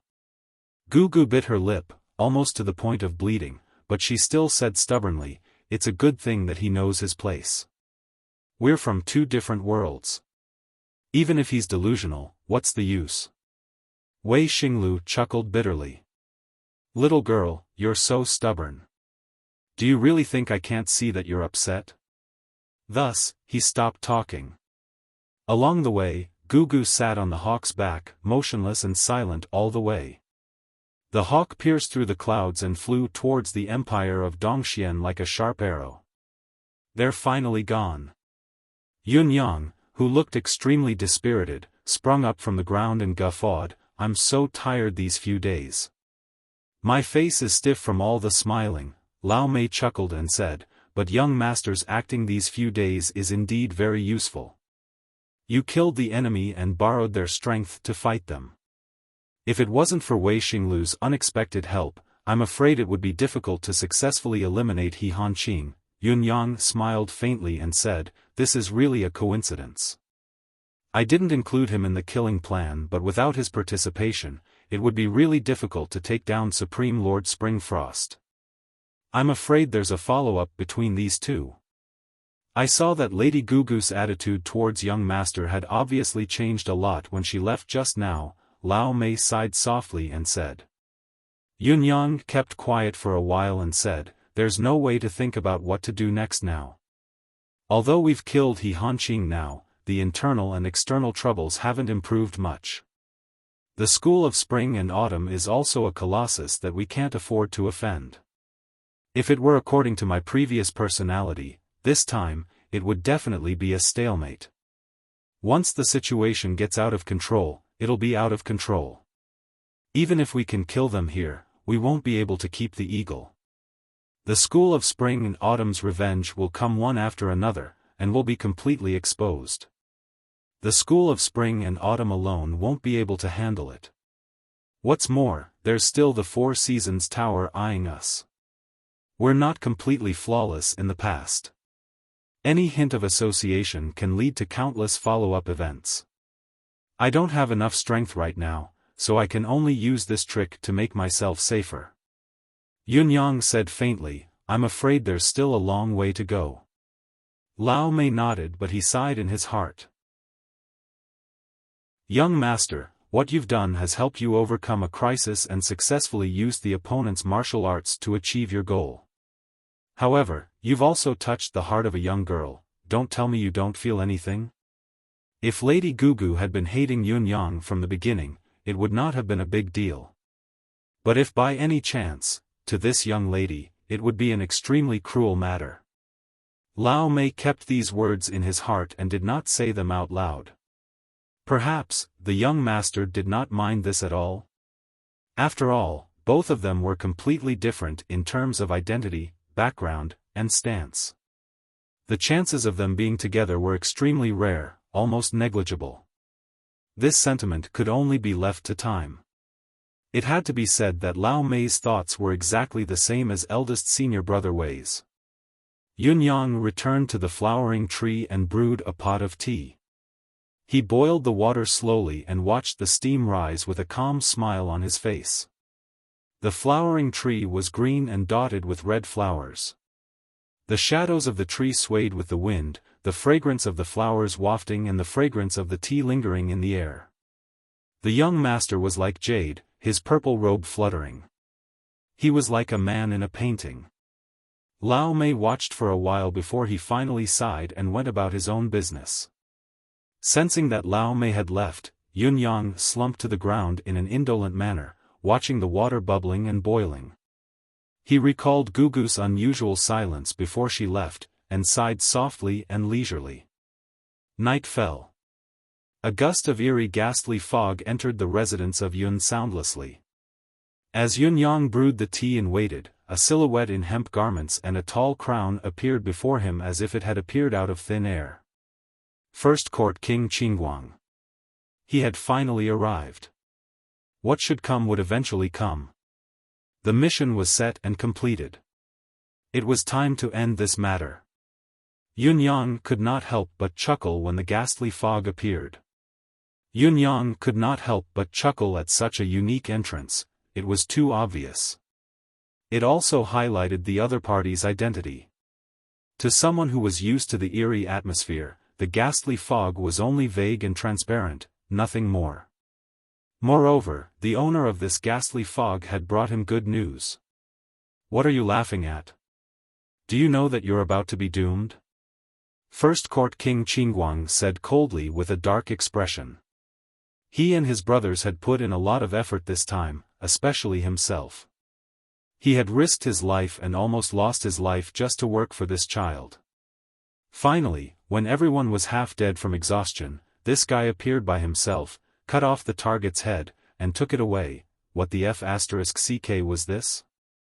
Was this still considered as a completed mission? Although First Court King Qingguang did not see who had killed He Hanqing in the end, he could confirm that the one who had killed He Hanqing was Yun Yang himself based on such an elusive and untraceable method. There was no need to even think about it. Furthermore, Emperor Song, who was the most meticulous and observant, had pointed out straightforwardly that a gold-ranked assassin from the concourse of the underworld was suspected to have contributed to the last wave of attack. Other than the concourse of the underworld's headquarters, only Yun Yang had a former gold-ranked assassin from the concourse of the underworld by his side. In other words, the Four Seasons Tower might very well determine that the one who had taken the life was still the concourse of the underworld's men based on this. Although this did not go against the concourse of the underworld's original intention, it was still a scapegoat for someone else. The feeling of being the scapegoat and being the scapegoat for someone else was different. It was not a good feeling at all. As the person in charge of this mission, First Court King Qingguang was infuriated when he saw Yun Yang's handsome grin despite having gotten what he deserved, so he mocked him immediately. "Seeing that you're here, I know that you've completed your mission. How can I not be happy that I've gotten rid of a major threat?" Yun Yang was gentle and refined, but it only made him angrier. First Court King Qingguang's expression darkened further. "He Hanqing is dead," First Court King Qingguang said with a snort. The mission had been completed, but the routine report was still necessary. This was the main purpose of today's trip. "I know," Yun Yang said, "his head is in my secret chamber now. Although I'm the one who beheaded him in the end, without the concourse of the underworld's all-out effort and the arrival of 10 Yama kings, this plan wouldn't have succeeded. I owe you a favor." First Court King Qingguang said, "So, the deal between both parties has been confirmed and completed. Other than explaining this to you, I'm also bidding you farewell. We have to rush back to the concourse of the underworld to arrange the follow-up." Yun Yang said, "It's not too late to bid farewell later. I believe that everything in He Hanqing's residence, including the items in the secret chamber, must be in your hands." First Court King Qingguang rolled his eyes and said, "The most valuable item that He Hanqing carried with him has fallen into your hands. Why are you still concerned about the details? Are you really so poor that you've gone mad?" Yun Yang chuckled. "Not so poor that I've gone mad. How about I buy those items from you at a high price?" First Court King Qingguang snorted and said, "What high price can a pauper like you offer? It's just a few items, we'll give them to you. Why are you so generous?" Yun Yang was genuinely surprised this time. In Yun Yang's mind, the worst that could happen was that the concourse of the underworld would condemn him forcefully after confirming that the mission had been completed. It was not impossible for them to gang up on him and kill him. After all, the concourse of the underworld could very well guess his identity. The concourse of the underworld had thoroughly offended the Four Seasons Tower this time, but with the 9 Supreme Cloud's life as compensation and the fact that they had been tricked, they could completely erase the grudge between them and the Four Seasons Tower. Not only did they not condemn them, they were even willing to give their gains to them for free. This transaction of theirs would be a huge loss. Although Yun Yang was a black-hearted gigolo, his skin was as thick as a city wall, he was still filled with suspicion. "I only hope that you'll be merciful. Don't assign such a deceptive mission to us in the future." First Court King Qingguang rolled his eyes. Yun Yang chuckled. Inwardly, he heaved a sigh of relief. He Hanqing's belongings were very important to him. It was good enough that they were willing to return them. However, it was a little strange. How could the murderous concourse of the underworld be so easy to talk to? They were actually willing to give them to him for free. Yun Yang could not wrap his head around this. No matter how he thought about it, it did not make sense. These fellows were simply trying to help him. Could it be that they had taken a liking to him and cherished him, just like what that fellow had said? Thinking of this, Yun Yang shuddered and said quickly, "Let's have a pleasant cooperation this time. I'll pay you the rest of the silver taels immediately. There's no need for the rest as well. First Court King Qingguang said, after all, we didn't kill He Hanqing in the end. It's better that you keep the silver taels. Yun Yang was even more bewildered. An assassin's organization that accepted money in exchange for one's life was the most classic example of wanting money over life. Now, they did not even want the silver taels that they were supposed to receive. It was strange no matter how he looked at it. Yun Yang, I know that you're surprised. We're already very angry about this matter. First Court King Qingguang said unhappily, targeting such high-end figures with hidden identities has made us very passive. Yun Yang said with a grin, you can't blame me for this, can you? First Court King Qingguang was speechless. Not blame you? Chapter 283. First Court King Qingguang thought so. Other than his outstanding looks, Yun Yang was truly mediocre in every other aspect. He was sly and cunning. First Court King Qingguang would only be at a disadvantage if he were to go against this fellow. Forget it, he was too straightforward. It was really not suitable for him to talk to this troublemaker. If he were to continue, he might be tricked again. First Court King Qingguang did not say anything more and sent the message. Not long after, 9 people brought He Hanqing's belongings in a single file. The items they brought could be said to be of great importance. It seemed like even a small piece of paper had been packed. Yun Yang even suspected that these assassins had cleaned the entire He residence after killing He Hanqing. These are all my men. Each and every one of them is insensible. If they've offended young Master Yun in any way, I'll teach them a good lesson when I get back. First Court King Qingguang said proudly.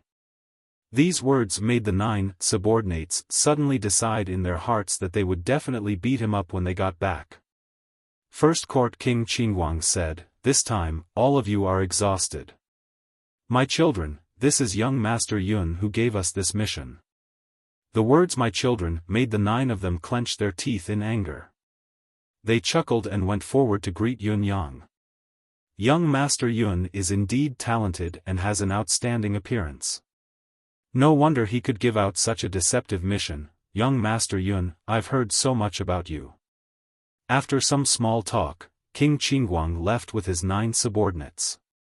A gloomy fog quietly rose up, and the 10 people melted into the fog before disappearing. Watching the concourse of the underworld leave, Yun Yang scratched his head subconsciously. He still felt that something was not right, or rather, it was too wrong. This isn't right. I've tricked them. Even if they didn't come looking for trouble with me before killing He Hanqing, now that He Hanqing is dead and our partnership has come to an end, why haven't they made a move? They're even willing to help me without asking for anything. The only rebuke they have is First Court King Qingguang's nonchalant words. If this counts as settling scores after the fall, isn't it too easy for them? Why is this so? Lao Mei walked out. Young Master, these people are not simple. Yun Yang smiled faintly. First Court King Qingguang is too heartless, treating me like an idiot. The cultivation base of the 9 people who came later is no weaker than First Court King Qingguang, perhaps even stronger. They must be the other 9 among the 10 Yama kings of the concourse of the underworld. Lao Mei was stunned for a moment. The 10 Yama kings of the concourse of the underworld had come out in full force? It's just that, they came together to deliver things to me. This is very strange. I have a very subtle but real feeling now, that is, they came to see what I look like, but they don't have any ill intentions. This is really strange. Shui Wuyin walked out with a head that looked like a chicken's nest. Looking at the things in the courtyard, his expression instantly turned bitter as if he had eaten tens of kilograms of bitter gourd. He had been busy until today to get some progress on the things he had gotten the last time. Now, it seemed that these things would belong to him again. Although this is strange, young Master need not be too surprised. Shui Wuyin said, since they didn't choose to turn against you and instead expressed their goodwill, then, the concourse of the underworld wants to be on good terms with young master. Although they must have their reasons for doing so, we don't have to care about this now. It's all in the future. Young master only needs to observe quietly and the truth will come to light. Yunyang mused, you're right. We really don't have the time to consider this now. However, from today onwards, Shui Wuyin was all smiles as he said, young master has gained a powerful helper out of nowhere. The concourse of the underworld killed He Hanqing this time and didn't turn against us. This means that they've become sworn enemies with the Four Seasons Tower. Whether they're willing or not, we're all grasshoppers tied to the same rope in the future. You're the grasshopper. Don't use a metaphor if you don't know how to use one. Yunyang glared at him. See that? These are all He Hanqing's things. They belong to you now. Go back and tidy them up quickly, see if you can find new clues. Shui Wuyin groaned, I knew it would be like this. However, Yunyang had already disappeared, leaving behind only one sentence. The few of you, no matter what method you use, whether it's risking your life or whatever, you have to make a breakthrough in your abilities in this period of time. All in all, go to the highest limit that you can reach. The Four Seasons Tower's frenzied revenge will come very soon. In the secret chamber. He Hanqing's head was placed upright on the table. His hair was white but there seemed to be a lingering trace of fear in his eyes. This Supreme Lord Springfrost of the Four Seasons Tower, whose name had once shaken the world, had committed many evils throughout his life, killing countless people and resorting to all kinds of cruel methods. He was a man who had committed countless crimes. Would he still feel fear when he was about to die? Yunyang looked at him coldly for a while and began to check the important items that He Hanqing had brought with him when he escaped. These were the only things that held He Hanqing's true secrets. These were the things that He Hanqing truly cared about. The first thing that caught his eye was a jade pendant. This jade pendant was an oceanic blue, like the color of the deep ocean when the sun was at its brightest. It was dreamy and unfathomable. Upon closer inspection, Yunyang realized that there seemed to be spots of light that were flickering within. Yunyang could vaguely feel that they were the twinkling stars in the night sky. The edges of the jade pendant were smooth to the touch. It was obvious that He Hanqing had been toying with this jade pendant for a long time. In this world, the colors of jade were mostly yellow, green, and white. Crimson and black were relatively rare, while blue jade was even rarer. As for jade that was as blue as this jade pendant that was glowing with an inexplicable light, it was almost impossible to say that it was unique. Yunyang had never even heard of it anyway. When he held this jade pendant in his hand, it felt no different from an ordinary jade pendant, but Yunyang had a strange feeling in his heart. This jade pendant was not simple, it was not simple at all. After a moment of contemplation, Yunyang tried to pinch it with his hands. Initially, he exerted little force, so it did not budge. Gradually, he applied more force, but it still did not budge. Yunyang had exerted all of his cultivation base, but there was still no reaction from the jade pendant. Yunyang was taken aback. With his current strength, even if it was a piece of stellar steel in his hand, even if he could not pinch it flat, he should at least be able to leave an obvious mark. However, this jade pendant was unmoved by his strongest force, as if it did not see it. What was this thing? Yunyang thought about it and took out a short sword. He tried to cut it, but it still did not budge. He then switched to the refined steel sword and infused his cultivation base into it. He slashed with his sword energy, but it still did not budge. In the end, Yunyang made up his mind and took out a small hammer, smashing it with all his might, then, it broke. It was the head of the hammer that was broken, but the jade pendant remained in its original state, unscathed. So hard? Yunyang was truly surprised by what he saw. What was this thing? How could it be so hard? Yun-yang, who did not believe it, took out the divine edge. The divine edge was the sharpest blade Yun-yang had ever seen. It was incomparably sharp. Before this, no one, nothing, or even any cultivation method could withstand a slash from this saber.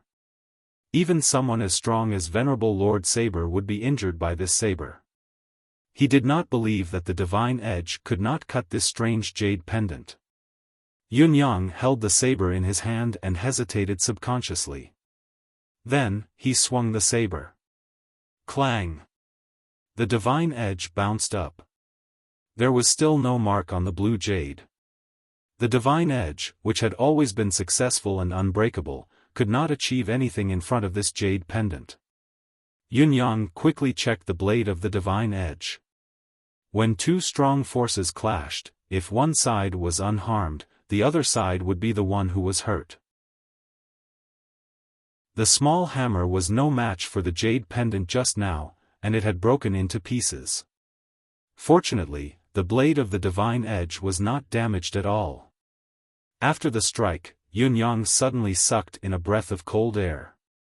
It was fine if the weapons in this world could not damage this jade pendant. But even the blade of heavens could not damage it? Did this not mean that this jade pendant was an existence of the same level as the divine edge? How could he Hanqing have such a good item in his hands?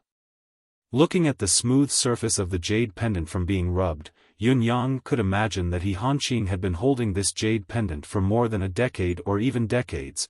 It might have been a lifetime. He Hanqing must have known that this jade pendant was not an ordinary item. That was why he had been holding it in his hands and studying it whenever and wherever he wanted. However, he had not made any discoveries even until his death. Emmy. Ayaya, look at this jade pendant. Yun-yang tossed the jade pendant in. It landed on Emmy's root. Ayaya? Emmy extended a vine curiously and flipped the jade pendant over. It observed it for a long time, but it did not provide any further insights. Ayaya? Emmy lifted the jade pendant up and tied it with its vine, like a child holding something in front of its eyes to study it curiously. The rhythm of life did not stop crashing into the jade pendant. Yun-yang watched with widened eyes. This was probably the first time Emmy had not kept a good item that it had obtained. Not only was Yun-yang surprised, but Emmy was as well. This stone was obviously a good item, better than all the others before it, but why couldn't it absorb it? However, what happened next surprised Yun-yang and Emmy even more. The rich air of vitality that Emmy had released vanished the moment it sprayed onto the jade pendant. I wanted to write this jade pendant as some kind of legacy jade pendant, but after thinking about it today, I've discarded this line. Yun-yang no longer needed any legacy, so he wanted to give this item another origin. Everyone, please help me think about it. Chapter 284. The air of vitality in Emmy's living space was extremely dense. Emmy had always been the one to absorb spiritual qi, it had never been the one to absorb it. However, this jade pendant could. As long as Emmy did not spray on the jade pendant would not absorb it on its own, it would just lie there quietly. However, as long as Emmy sprayed on it, it would be absorbed immediately. Emmy was, of course, astonished by this. Ayaya. Emmy cried out softly and flipped the jade pendant over again. Then, with a swoosh, was it thrown out? Yun-yang looked at the jade pendant that had been tossed out of his deific consciousness space and could not help being dumbfounded. No matter what, it was still a beautiful piece of jade. Emmy, who had always been inclusive and never had enough good food, did not want it. Ayaya, Emmy waved its vines and two of them actually separated and drooped down. It was like a person spreading his arms and making a helpless expression. It was fine if it could not absorb it, but it wanted to absorb Yun-yang's air of vitality instead. What was the point of keeping it? It's good stuff, but you can't absorb it? Yun-yang's eyes almost popped out of their sockets. This jade pendant was definitely good stuff. the energy within was abundant, but even Emmy could not absorb it? Yun-yang scratched his head. This thing seemed to be good stuff, the best of the best. It was just that he could not decipher its secrets at this stage. He would leave it to fate. Yun-yang stuffed the jade pendant into his robe. He Hanqing couldn't figure it out, but I might be able to as well. Putting the jade pendant aside, Yun-yang went on to check other items. As his gaze swept across the items, a small, square-folded package entered Yun-yang's sight. Yun-yang opened it and found a piece of torn leather with a curve drawn on it. This piece of leather seemed a little familiar. Yun-yang recalled the strange piece of leather he had obtained from Han Wufei. It seemed to be like this as well. He tore the leather forcefully at once and found that it was indestructible like the other one. It was unusually flexible. He took out the piece of leather he had obtained from Han Wufei and put it together with the other one. After a careful comparison, he realized that one side could be put together but the middle was obviously missing a lot. From the looks of it, this is a complete flower diagram. Yun-yang frowned as he looked at it carefully, murmuring, putting these two pieces together is only a corner, there's still a lot missing in the middle. If we want to obtain the complete contents of this map, we'll need at least 5 more fragments before we can get a clue. It's fine that Han Wufei has one. Han Wufei's level isn't high, but it's understandable that he'd come across a treasure map or a map of some mysterious place by chance. However, the map's level might not be high. The problem now is that he Hanqing has one as well. What kind of person is he Hanqing? For this painting to be collected and to be so precious, to the point that he didn't give it up even at the most critical moment of life and death, that's no small matter. Yun-yang was sharp enough to notice that he Hanqing's drawing was obviously preserved much more meticulously than Han Wufei's. This also showed that he Hanqing valued this painting very much. Good stuff. Yun-yang tossed both pictures into his deific consciousness. Emmy, keep them for me. Remember not to devour them. Ayya? Ayya. Emmy was surprised by the quality of the two pieces of leather.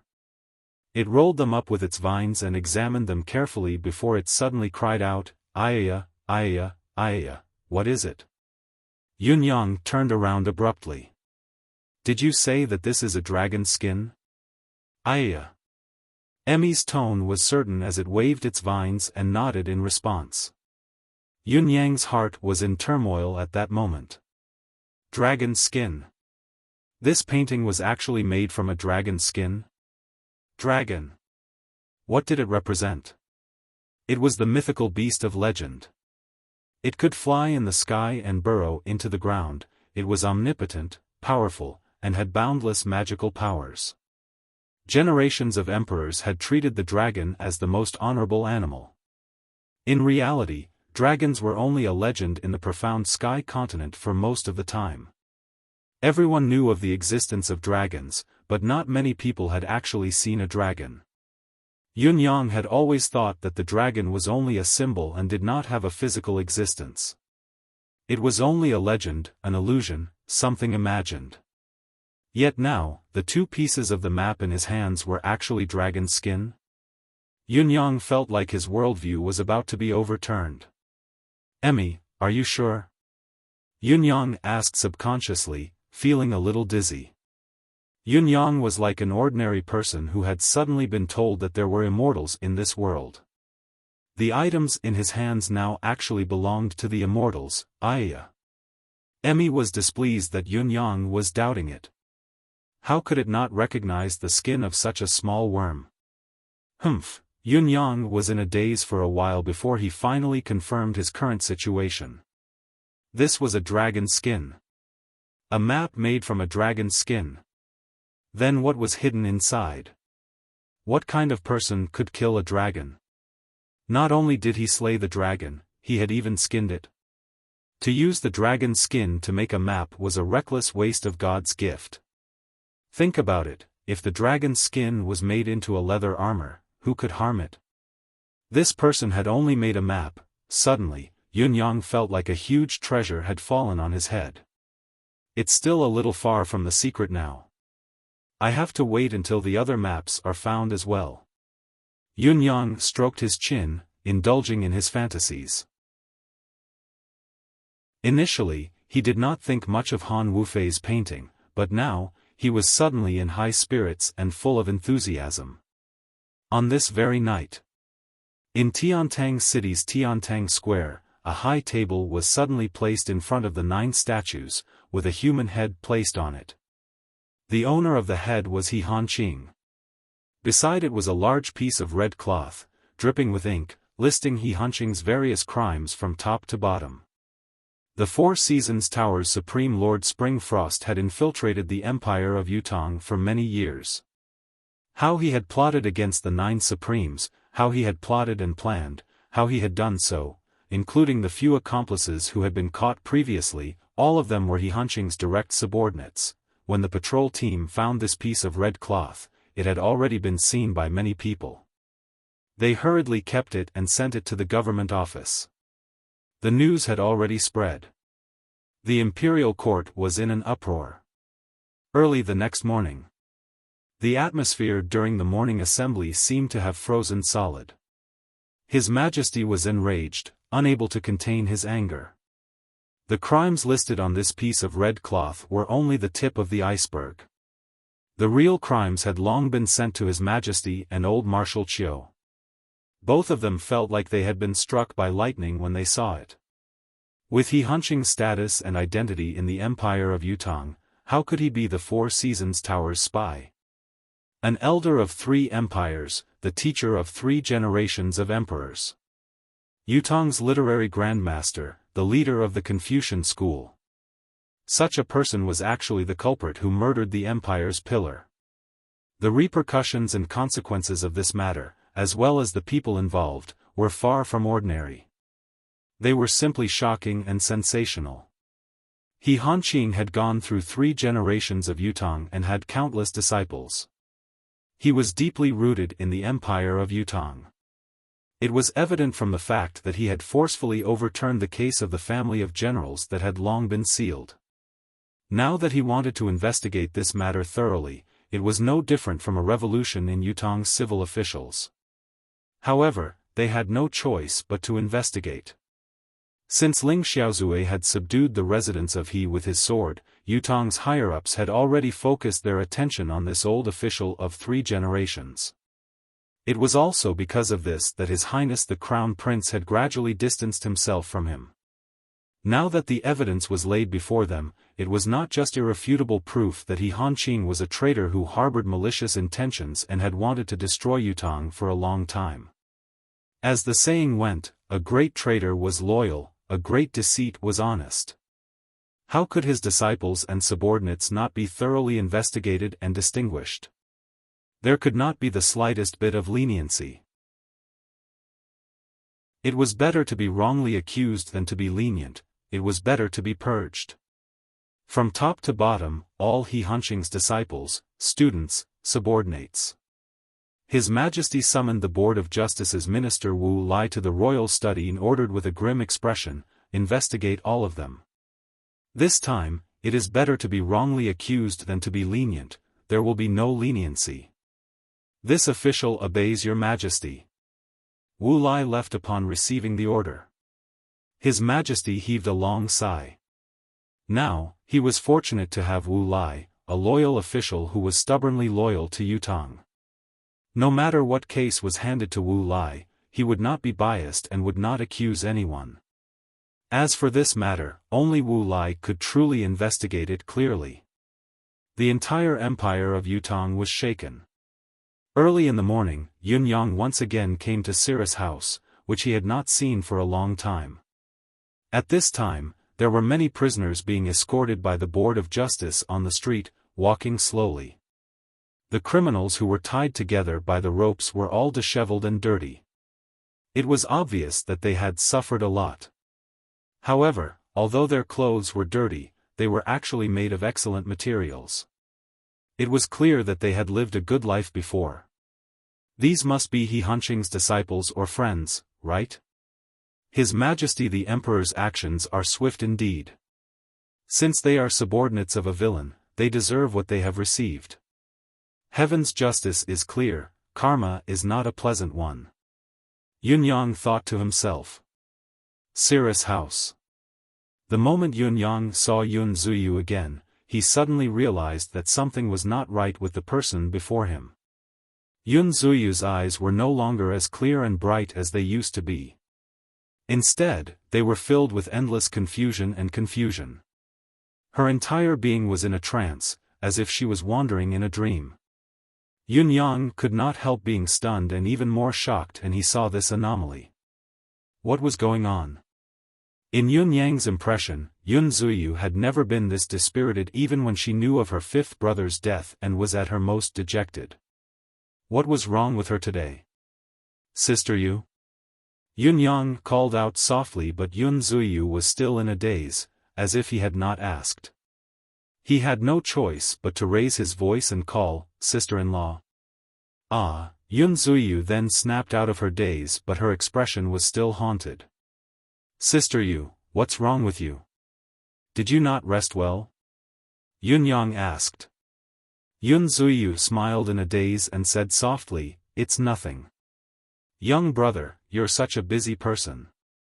You must have something to tell me this time. Yun Zuyu was unwilling to speak. Then, what was going on? Chapter 285.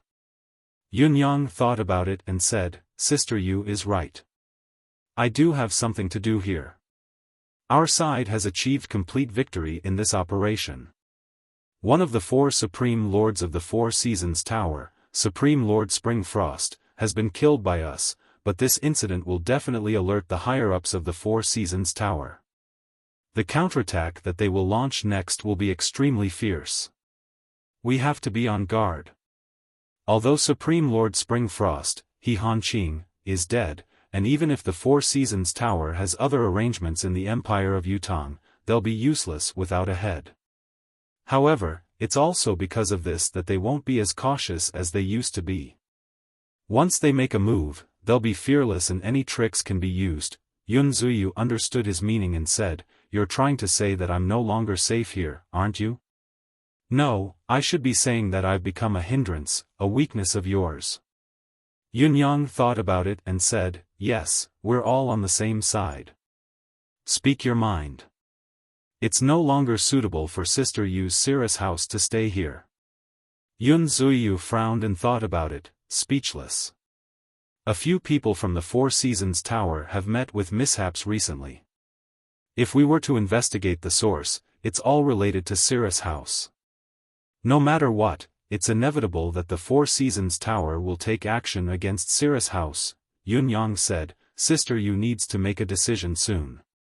I can arrange a safe place to stay, it's guaranteed to be safe. The so-called safe place to stay was the route of retreat that Yunyang had long planned. He had planned to let Yun Zuyu go into hiding, but she insisted on waiting for Supreme Flame's return and would not leave no matter what. However, they had come to a life-and-death juncture. Yunyang believed that Yun Zuyu would make a choice no matter how reluctant she was. Yunyang had planned this for a long time. Not to mention her identity as a family member of the 9 Supremes, Yun Zuyu's beauty alone would be a hidden danger if she continued to stay here. Yun Zuyu sighed softly. She looked around, her eyes were filled with familiar things. Reluctance was evident in her eyes. After a long time, she said, Tomorrow, I'll make a decision tomorrow. Young brother Yun, don't worry. Yunyang heaved a sigh of relief and said, Then let's make a decision tomorrow. I'll come again tomorrow. Yun Zuyu took a deep breath and said, Young brother Yun, shall we have dinner here tonight? Yunyang was taken aback. Eat? Yeah. Yun Zuyu said softly, I'll be leaving this place after today. I want to have my last meal here, but there's no one to accompany me. If you can come, it'll be considered as having a farewell meal with his brother. Yunyang replied, That's not a problem. I'll go back and make some arrangements. I'll definitely come over to have dinner with Sister Yu when it gets dark. Yun Zuiyu wore an amiable smile and said softly, "That's a promise. I'll go make the arrangements right away. You have to gather some ingredients. Tonight, Big Sister Yu will personally cook and let you have a taste of my cooking." Yun Yang said respectfully, "I look forward to tasting Sister Yu's cooking tonight." Yun Yang returned to the residence of Yun and thought about his visit to the Cirrus house for a long time. It was obvious that Yun Zuiyu was not herself today. There was something she was not saying, as if she was hiding something from him. So, what was it? Is he being threatened? Or was it something he couldn't say? Or has someone already set their eyes on the Cirrus house? Yun Yang subconsciously imagined the worst. The Four Seasons Tower's past record was too appalling. It was hard to imagine their reach in all aspects unless one had personally experienced it. One could not even imagine when the Four Seasons Tower would make a move. Yun Yang dared not think too optimistically. No matter what, he believed that he would know everything when he attended the banquet at the Cirrus house tonight. Yun Yang even had a hunch that the dinner tonight would be anything but ordinary. However, he was not the least bit afraid. Even if he knew that it was a dangerous place, he had to go tonight. Even if Yun Zuiyu really did something disadvantageous to him due to some unavoidable difficulty, Yun Yang would not blame her. No matter what it is, no matter who it is, as long as it's not at the level of Mr. Nian or Ling Xiaozue, those unpredictable and undefeatable masters, it's not an easy task to capture me or kill me. Yun Yang was confident that he had made full preparations to deal with all possible variables. It was evening when the lanterns were first lit. Yun Yang arrived at the Cirrus house on time as promised. When he was in the Cirrus house, Yun Yang suddenly realized that the place was empty. As far as he could see, there were only 2 people left in the entire Cirrus house. Yun Zuiyu and Qing Shanxue. The rest of the people in the Cirrus house were nowhere to be seen. It could be imagined that Yun Zuiyu must have dismissed everyone else during the period of time after Yun Yang had left. After Yun Zuiyu and Qing Shanxue brought Yun Yang in, they closed the door of the Cirrus house. Yun Yang followed Yun Zuiyu into the hall with a smile. His actions were the same as usual, but his eyes were scanning the surroundings, looking for any trace of difference from the past. Many of the chairs that were usually scattered around the hall had disappeared. In the huge hall, there was only a small round table in the center. Yun Zuiyu and Qing Shanxue were dressed in white, with no ornaments on their bodies. It was a home style. Yun Zuiyu smiled like a flower. "Tonight is a family banquet. Shui and I will personally cook all the dishes. They are all our specialties, ha." Qing Shanxue laughed as well. Yun Yang smiled and said, "Then, this young brother is really going to have a feast like I said during the day. I'm afraid only this young brother can enjoy such a blessing in this world, having both sisters cook and serve me personally." Yun Zuiyu smiled sweetly. However, when he saw the table prepared by the 2 of them with his own eyes, even though Yun Yang was mentally prepared, he did not expect the richness of the meal to be at such an extreme level. The extravagance in it was probably the pinnacle of this world. Yun Yang believed that even if it was the inner court of the palace, it would be impossible for His Majesty the Emperor to prepare such a table of delicacies in the imperial kitchen. "Young brother, as the saying goes, food is the most important thing to the people and porridge comes first. The ingredients of this fragrant fish porridge are jade bamboo rice of the northern region, soul pearl of the southern sea flying spiritual fish, and lingji mushroom of the snow mountain. Try it." The first dish had shocked Yun Yang. Jade bamboo rice of the northern region? Soul pearl of the flying spiritual fish? Lingji mushroom of the snow mountain? It was just an ordinary fragrant fish porridge, but it actually used these 3 exceptionally precious ingredients. The jade bamboo rice of the northern region was a rare specialty of the northern region. The entire northern region only produced a few dozen caddies of it every year. Only the elders of the northern region's super sects had the right to enjoy it. Not to mention ordinary people, even the royal family of the northern region could hardly enjoy it. Yun Yang had only heard of its name in the past. He did not expect to have the opportunity to taste this legendary rice. As for the flying spiritual fish of the southern sea, it was a rare fish in this world, an anomaly among fishes. This fish could grow to 1,000 feet in length when it matured, and only the soul of the flying spiritual fish would truly take shape and be sealed in its innate fish pearl. It was also where the essence of the entire flying spiritual fish resided. It was already difficult to deal with such a giant fish that was 1,000 feet long. What was even more difficult was that once the fish pearl was broken, not only would the flying spiritual fish perish instantly, its soul would also vanish into thin air. Only by forcefully subduing and capturing this fish alive could one possibly obtain the fish pearl. However, among the 3 ingredients, the most precious one was the last one, the Lingji mushroom of the snow mountain. It would be a huge mistake to think that the Lingji mushroom of the snow mountain was the essence of the Lingji mushroom of the snow mountain. Because the Lingji mushroom of the snow mountain was definitely not the essence of the Lingji mushroom in the ordinary sense. Instead, it was necessary to gather 99 stalks of snow mountain jade mushroom that were more than 1,000 years old and help them evenly absorb the essence of the sun and moon. Then, the medicinal power of all the jade mushroom of the snow mountain would be gathered together and cultivated with a secret method, turning it into a living creature with spirituality and a soul. Finally, the soul essence of the living creature would be extracted, and that would be the final Lingji mushroom of the snow mountain. The Lingji mushroom of the snow mountain and the soul pearl of the flying spiritual fish were both rare and wonderful items. If they were put together, the effect of each could be catalyzed by 10 times, and then completely turned into spiritual power. The assistance to a martial artist could be said to be unimaginably huge. It could enhance the body, meridians, soul, and xian qi of the user in all aspects. However, these 2 rare and wonderful items could not be easily combined together. A third item must be added to carry and harmonize them in order to bring out the full effect of the 2. The jade bamboo rice of the Northern Territory was the best carrier to carry these 2 wonderful items.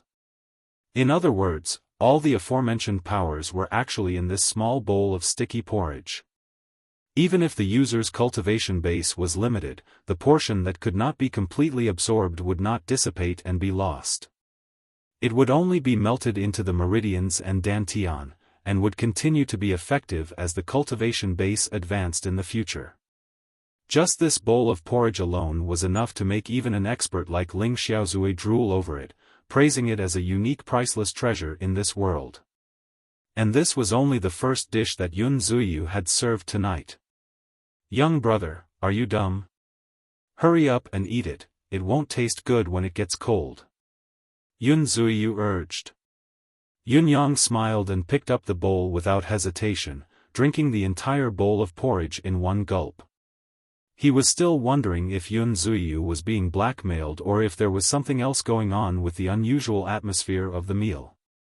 Perhaps there was something else in the food, like poison. However, even if there was poison, Yun Yang would drink it all without hesitation. He could only beat her at her own game to lure out the possible mastermind and save Yun Zuyu from her current predicament. Therefore, even if it was a bowl of poisoned wine, he would still drink it all without hesitation, much less a bowl of fish-fragrant porridge. However, he did not find anything unusual after drinking it down his throat. He could not help but feel puzzled. Such a precious item could be said to be something rarely seen in this world for tens of thousands of years. If there was really something strange, if there was an enemy, how could it be taken out just for him to eat? You're writing? Yes, I'm writing. You shouldn't be writing. But I'm already writing. The setting sun was like blood, the land was vast. 2 silhouettes were dragged long by the setting sun. Since you're writing, you should know one thing. Oh. Month, date. Month? Date? That's right. If a person who writes doesn't know the month and date, wouldn't he deserve to die? Deserve to die. That's right. It's already the end of the month. You can't see the moon when you raise your head. So what? You should be begging for monthly votes. I'm begging. Oh. But they all say that I'm missing chapters and won't give them to me. You don't understand. I don't understand. That's right. You have to know that you're missing chapters. Makes sense. What's more, you're so handsome. Yes. So you should.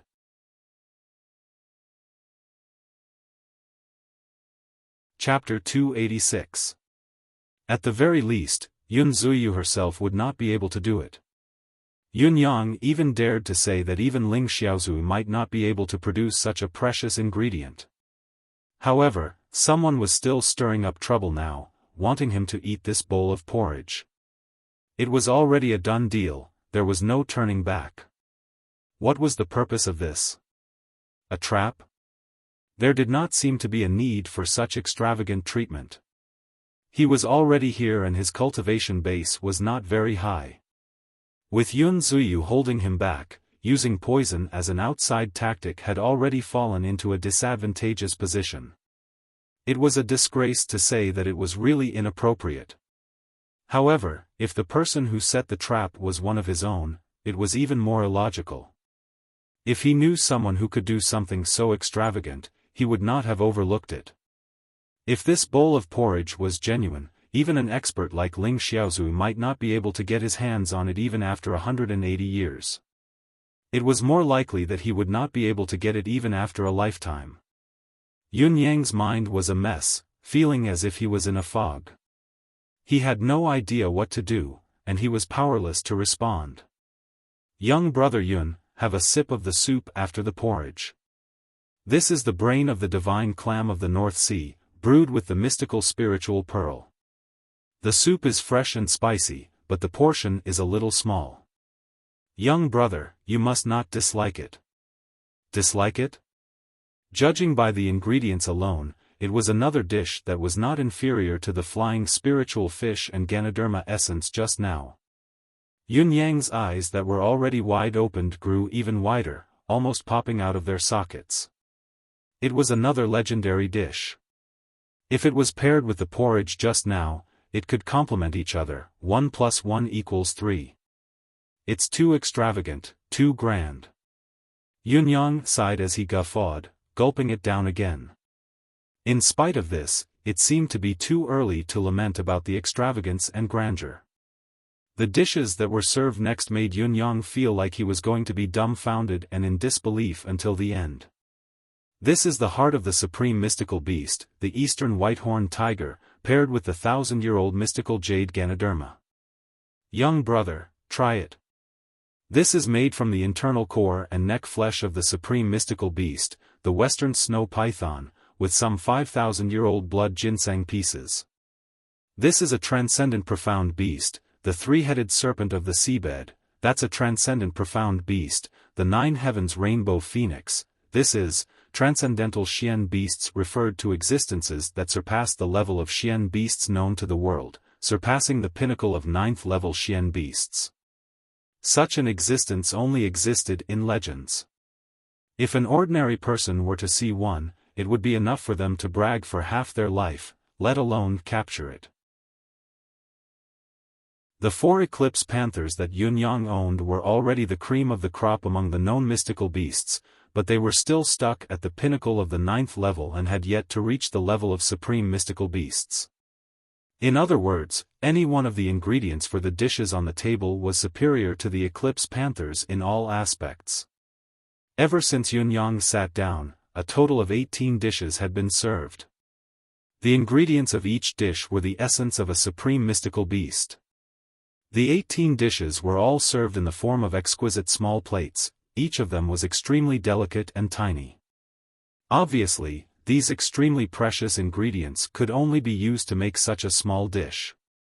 All of them were laid out on the table, densely packed together. Yun-yang was completely dumbfounded. Even if it was the normal meat of these supreme mystical beasts, with Yun-yang's current cultivation base, it would take him half a day to digest even a small piece the size of a finger if he consumed it and used his cultivation to dissipate its power. Everything that Yun-yang was eating now was the most essential part of this supreme mystical beast's body. More importantly, they could really be eaten. Among the 18 dishes, there were a few ingredients that were said to be absolutely forbidden to be used by cultivators. Once they came into contact with them, they would suffer a backlash. However, Yun Zuyu explained them one by one, saying that those that were originally inedible had been cooked with other treasured ingredients and could definitely be eaten now. Not only could they be eaten, they were delicious, and the medicinal effect of the ingredients would not be weakened even after eating them. In fact, it was even strengthened. This meant that the medicinal effect of all the supreme mystical beast ingredients that had been cooked was no longer violent and difficult to tame, but it was long and mellow. While Yun-yang was gorging himself, the endless medicinal effect would be stored in his body. There was no possibility of a sudden explosion or backlash. If everything was as Yun Zuyu said, this meal would be a great help to Yun-yang's cultivation journey. However, Yun-yang still dared not believe it. Everything else aside, just from the analysis of what Yun Zuyu had said, the power involved in the 18 dishes was enough to destroy any empire in Tianxian continent 3 times over. There were a total of 18 dishes, the best parts of 18 supreme-grade Xian beasts, and the essence of 24 top-grade heavenly ingredients and earthly treasures. This was not something that could be described with mere extravagance and grandeur. However, the reality forced Yun-yang to believe it. The effect of the food that he had eaten had already begun to take effect, although the effect that Yun-yang could absorb now was not even 1,000th of the current one. However, the rest of the massive energy was not wasted or lost. All of it was quietly dormant in his body. When he cultivated in the future, he would be able to extract it bit by bit and use it for his own use. After confirming the current reality, Yun-yang came to another terrifying conclusion. After eating this meal, his entire body would turn into a treasure. Even if he were to pee after drinking too much, that pee could elevate a 7th-level mystical beast to 8th level. If someone were to eat a mouthful of Yun-yang's flesh, an ordinary person's lifespan would at least be increased by 60 years. If one were to drink a mouthful of his blood, it would be even more outrageous. Even if this person was originally mediocre and had no aptitude to speak of, he would still possess the potential to break through to the pinnacle of martial arts. To put it in a more general way, Yun-yang's flesh was more flesh than that of Tang Sanzang. Tang Sanzang's flesh was only effective for the beasts of the journey to the west, but Yun-yang's flesh was effective for all living beings in Tianxian continent, and the effect was extremely remarkable. It was like the reincarnation of the ginseng fruit. Yun-yang, who had no choice but to face reality, was completely dumbfounded. Reality was too scary. How could such a thing happen? Where did Yun Zuyu find these things? The dishes are all served. Are you satisfied? Yun Zuyu clapped her hands in satisfaction and said, "Serve all the dishes first. You're afraid that the wine I've prepared will be unsatisfactory. It's an unknown wine, but it's still delicious. Come, your sister-in-law will fill it up for you. You must drink a few more cups, just take it as giving your sister-in-law face." The jade bottle in Yun Zuyu's hand was not large in size, its design simple and unadorned. It looked like the wine inside was at most 2 caddies. When the wine was poured out, it was viscous, so viscous that the wine was poured in a straight line, almost dripping into the wine cup drop by drop. What was most unique was that there was not a hint of wine aroma spilling out throughout the entire process. This was rather bizarre. No matter how unsatisfactory the wine was, there should be some wine aroma spilling out. However, Yun-yang had long noticed that the moment the wine was poured out of the bottle, there was an invisible barrier that automatically surrounded the wine that was poured out, sucking it tightly, preventing the wine aroma from spilling out. Could this be the legendary spiritual qi barrier? Only this kind of spiritual qi barrier that only existed in legends could protect the wine's taste and effect, preventing it from spilling out. Yun Yang's eyeballs almost popped out of their sockets. This wine was unsatisfactory?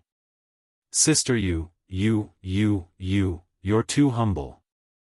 Wasn't he being modest to the point of hypocrisy? Just the spiritual qi barrier and the fact that the wine aroma did not overflow had already indicated that this was a legendary, unique wine. Throughout the entire Tianxian continent, it had been many years since anyone had actually seen it, and no one had actually brewed such an exquisite wine. This was because this wine already had a soul. Only a wine with a soul could have such a unique situation.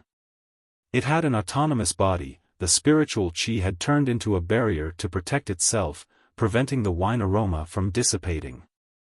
3 cups of wine were filled in an instant. The cup in front of Yun Yang was filled to the brim, almost an inch above the rim of the cup. It was trembling, but it remained high, not a single drop spilling out. This was truly the legendary exquisite wine. If the lack of wine aroma from before was not enough proof, this example of not overflowing after the cup had been filled was further proof. As for the cups in front of Yun Zuyu and Qing Shanxue, they were only slightly filled. Young brother, please. Yun Zuyu raised her cup. Yun Yang frowned. The quality of this wine was too good, even better than the many dishes on the table. How was this unsatisfactory? It was simply incomparable, or perhaps it was too satisfactory, far exceeding the scope of one's expectations. Yun Yang could now confirm that this was not king trap of the enemy, but the greatest opportunity of his life. However, this opportunity was actually provided by Yun Zuyu.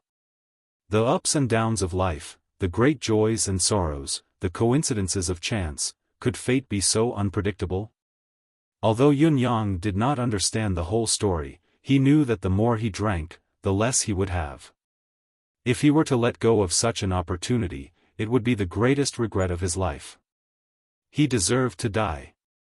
Sister Yu and Sister Shui should fill up your cups as well. Yun Yang pressed down on his cup. If the both of you only drink a little, wouldn't I be drinking alone? How can I drink to my heart's content? Yun Zuyu laughed. Young brother, it's not a gentleman's act to force a woman to drink, especially when I'm your sister-in-law. It's even more inappropriate. Although this wine is unsatisfactory, the after effect is long. Are you sure you want me to drink more? Yun Yang smiled bitterly as he rubbed his nose. He really could not persuade her anymore. What kind of person would he be if he did? However, his intention was not to force the both of you to drink, it's because this is truly a good thing. It would be a pity to miss it. What a pity. I still have more of this wine here. Yun Zuyu smiled sweetly, revealing an even more shocking reality.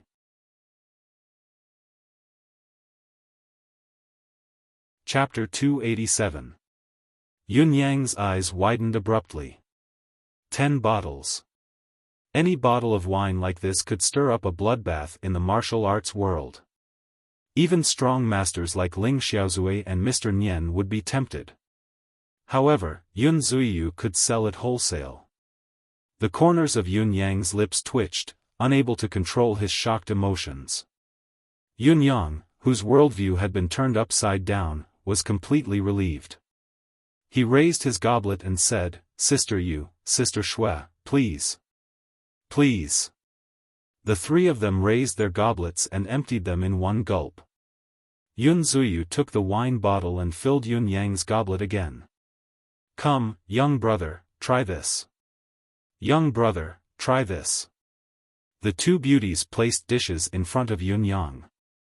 Not long after, a large amount of delicacies was piled high in front of Yun Yang. These were ingredients that even someone like Ling Xiaozui might not be able to see even once. Now, they were piled high on Yun Yang's plate, almost touching the tip of his nose.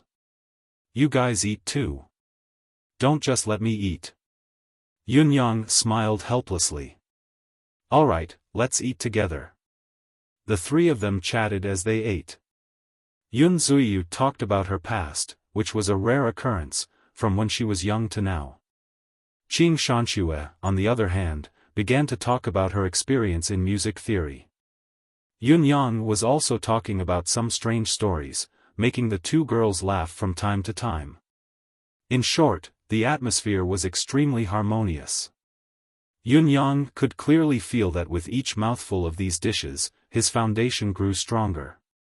This feeling of strengthening persisted for a long time, as if it was a boundless ocean that had no end. Aya, in the deific consciousness space, Emmy was already extremely delighted. How could mere dancing for joy be able to describe his current feelings of joy? He was directly flustered and at a loss for what to do. He was so overjoyed that he didn't even know who he was. Such a massive amount of energy was eaten into Yunyang's stomach. Of course, Emmy absorbed it secretly. It could not help itself. There was so much good stuff. In the beginning, Emmy was still absorbing it sneakily, bit by bit, afraid of being discovered by Yunyang. However, as the medicinal energy that entered Yunyang's body grew stronger, Emmy began to absorb it with all its might. It was wonderful. So delicious. How blissful. Even if he would be scolded and punished by Yunyang, he had to eat his fill. After all, there was no telling how long it would take Yunyang to absorb such a massive amount of medicinal power. It was more important for him to do his best to help Yunyang digest it. However, no matter how hard Emmy tried, no matter how much it swallowed, the tide-like energy continued to surge into his deific consciousness space. It could not be reduced no matter how much it was consumed. Furthermore, the energy in Yunyang's body did not decrease at all. Instead, as Yunyang continued to consume food and wine, the potential benefits he gained grew. Yunyang did not feel any reluctance because he could confirm that the spiritual energy provided by all the ingredients today had been completely integrated by the strange wine. There was no longer any distinction between them, they had all become part of Yunyang's body. This wine was actually the final catalyst, fusion agent. It had transformed all the spiritual energy into the purest and most primitive energy of core, vitality, and qi. Initially, Yunyang was still worried that he would turn into a human-shaped nutrition pack after this meal, coveted by everyone and eager to pounce on him and take a few bites. After all, the spiritual qi from before had turned Yunyang's entire body into a treasure that was like a celestial sacred medicine. His aura could not be concealed at all. As long as he walked out, it would be enough to make every living being in this world greedy like a wolf that had seen meat. However, after these few goblets of wine, all the medicinal power had been transformed into a mild substance, all belonging to Yunyang's body. The tempting and sinful aura from before had vanished completely. Right now, Yunyang was just a young man who was no different from before. Of course, he was still a very handsome and elegant young man. At this point, Yunyang had already drunk 6 goblets of wine. Looking at Yun Zuyu raising the wine bottle to refill the wine, he could not help chuckling dryly. "Sister Yu, you're really diligent in persuading me to drink. It looks like you're the one who wants to get me drunk instead." Yun Zuyu said sweetly, "How can that be? Even if you want to drink more of this wine today, I won't let you drink too much. You're only allowed to drink 9 goblets. 9 goblets." Yunyang was taken aback. The number 9 had triggered Yunyang's sensitive nerves. The harmonious atmosphere turned somber at once. A hint of regret flashed across Yun Zuyu's clear eyes. She smiled quickly and said, "Come, young brother, let's eat. It would be such a waste if we can't finish all the dishes on this table today." Yunyang smiled bitterly. If he could not finish all the dishes on this table, how could it be described with just the word waste? Even the words recklessly wasting could not describe how insane and infuriating this kind of wastage was. "Sister Yu, where did you get so many good things from?" Yun Yang could not help but ask the question. These ingredients, Yun Zuyu smiled and said, there was a strange old man who left 3 boxes here before he died. Coincidentally, I dismissed my men today and was packing up my things. Only then did I realize that these were the things in the boxes. Since I'm hosting a family banquet for you today, the good stuff should be left for my family to enjoy. Am I right, young brother? Am I right? You're right, all right. Yun Yang did not believe a single word of what Yun Zuyu had said. How could there be such a thing? The old man had come here and left 3 boxes. Had he died? To be able to own the owner of these 3 boxes, even if the old man had been broken into 70 to 80 pieces, as long as he could still eat, he would still be able to live. Not only would he live to 100 years old, he could even be immortal. Furthermore, when Yun Zuyu said this, her tone was fluent as if she had not considered it. It was obvious that she had been prepared for Yun Yang's question. This matter was even stranger. Yun Yang could not figure out the reason no matter how hard he tried. Brother Yun Yang. Yun Zuyu looked at Yun Yang seriously, her eyes filled with undisguised pity. She raised her goblet and said, Brother, you've worked hard. Sister-in-law, a toast to you. Worked hard? Yun Yang was taken aback by her words. For some reason, Yun Yang felt a pang in his heart when he heard the words. Worked hard. Yun Yang thought of his 8 brothers and took a deep breath. He smiled and said, Thank you, sister-in-law. Cheers. Without another word, he raised his goblet and drained it. Yun Zuyu drank the wine in her goblet slowly and filled Yun Yang's goblet while she filled the bottom of her own goblet. Hesitating for a long time, she said slowly, Brother, in the future. After saying these words, she suddenly stopped. Her expression was unprecedentedly complicated. After thinking for a while, she said, You are alone, without anyone to rely on, and the whole world is your enemy. You must take care of yourself in the future. Yun Yang sighed emotionally, where righteousness is, where the heart is at peace, there's no need to be enemies with the whole world. So what if the whole world is my enemy? At this moment, his eyes were calm and composed. It was a kind of firm and unswerving determination. Facing Yun Yang's determined gaze, Yun Zuyu felt a pang in her heart. How could she not know what Yun Yang was thinking? To avenge his brothers. No matter how bitter. No matter how tired. No matter how bitter. No matter how painful. No matter how difficult. No matter how difficult. I, Yun Yang, will gladly endure it. No one will walk with me on this path, but I will continue on. Until the day when the grudge is truly settled or the day when I can no longer walk.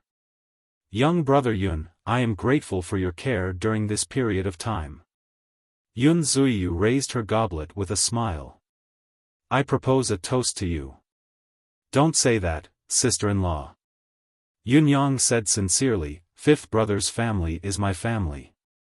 We are a family. He smiled faintly and said, I'm only afraid that I didn't take good care of you. Yun Zuyu felt a pang in her heart, she could not help but take a deep breath. Young brother, he was shouldering too much, her eyes reddened and the tip of her nose stung, almost tearing up. However, she held it back immediately and raised her goblet with a smile, clinking it with Yun Yang and draining it. You must take care of yourself, Yun Zuyu murmured in her heart. Yun Zuyu and Qing Shanxue ate a few mouthfuls of food and both of them stroked their stomachs. They were full, they did not want to eat any more. Obviously, the few mouthfuls of food were already the limit of their endurance. If it were not for the suppression of the exquisite wine, both of them would have followed Yun Yang's footsteps and become human-shaped nutrition packs, the best of the best. Yun Zuyu was still urging Yun Yang to finish all the dishes on the table. Although the 18 dishes were exquisite and the portion of each dish was extremely small, Yun Yang's tummy was almost protruding out after eating all of them. After all, the legend of Yun Yang's gluttony had long passed. Even if the gluttony was still there, a single mouthful of the delicacies today would be enough to satiate his insatiable appetite. Indeed, times had changed and the world was unpredictable. After drinking 9 goblets of wine, Yun Zuiyu did not pour any more. However, Yun Zuiyu still refused to answer all of Yun Yang's questions. This made Yun Yang feel like there was a huge mystery in his heart. Tomorrow afternoon, I'll come and fetch sister-in-law to move. I didn't know that sister-in-law's cooking is so delicious. I'll have to disturb sister-in-law from time to time when I'm free in the future, Yun Yang said. Very well. Yun Zuiyu looked at Yun Yang deeply. Sister-in-law will wait for you tomorrow afternoon.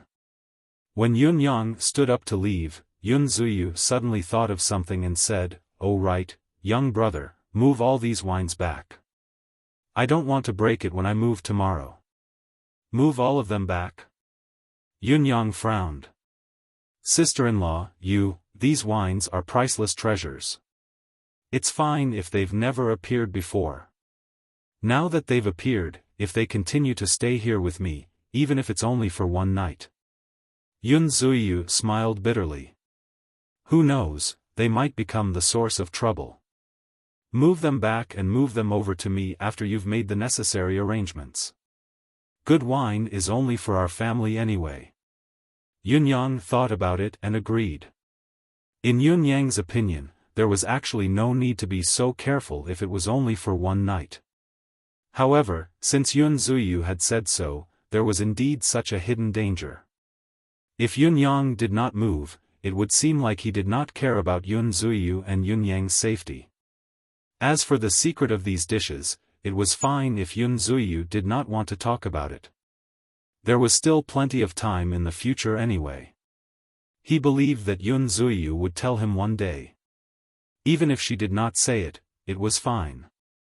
Just like what Yun Zuiyu had said, they were family. It was not a bad thing for family to have their own little secrets. To be able to obtain such an outcome today had far exceeded Yun Yang's initial expectations. No, it should be said that it was too good, too outrageous. After all, the more mysterious or even powerful Yun Zuiyu was, the happier Yun Yang would be. Yun Yang carried the wine out of Sirah's house. Yun Zuiyu heaved a soft sigh of relief, as if she had let go of all her worries. Residence of Yun. Wuyin, how's the arrangement of the place? It's done. How's the secrecy? What I want is absolute safety. Don't worry, boss. No one will be able to find out about that place. I have 100% confidence in this. That's great. When you help them move tomorrow, still be careful of safety. Don't leave any traces behind. It's all been arranged. The decoy team has been arranged as well, there are more than a dozen of them. For safety's sake, Fang Mafei and Lao Mei will hide in the dark and keep an eye on all suspicious people. No mistakes are allowed in this matter. It's better to kill the wrong person than to let them go.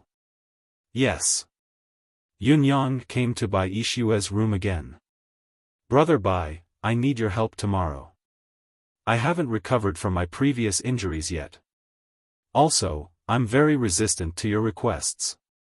Each time you ask for help, I have to face one or more powerful enemies that I can't handle. I'm not sick, I don't want to torture myself. Bai Yishue protested, rolling his eyes. Tomorrow's matter is very important. Yun Yang said seriously, as long as tomorrow's matter is settled, everything that happened between us will be written off. From then on, you can go wherever you like. Bai Yishue pondered for a moment. Yun Yang said, other than that, I will give you 1,000,000 silver taels and 100 pieces of rare metal. Alright, deal. Even if I have to face another tough opponent, I'll accept it. I don't think so. Hide in the dark tomorrow. Bai Yishue's eyes widened. You're willing to pay such a huge price for such a small matter? Are you crazy? Or is there a trap in this? If there really is, tell me so I can be mentally prepared, all right? Yun-yang said, just tell me if you're doing it or not. Don't King talk nonsense. Do it. If there's a mistake, Bai Shue, you know. If there's still a mistake in this matter, I'll go eat *T myself. You said it yourself.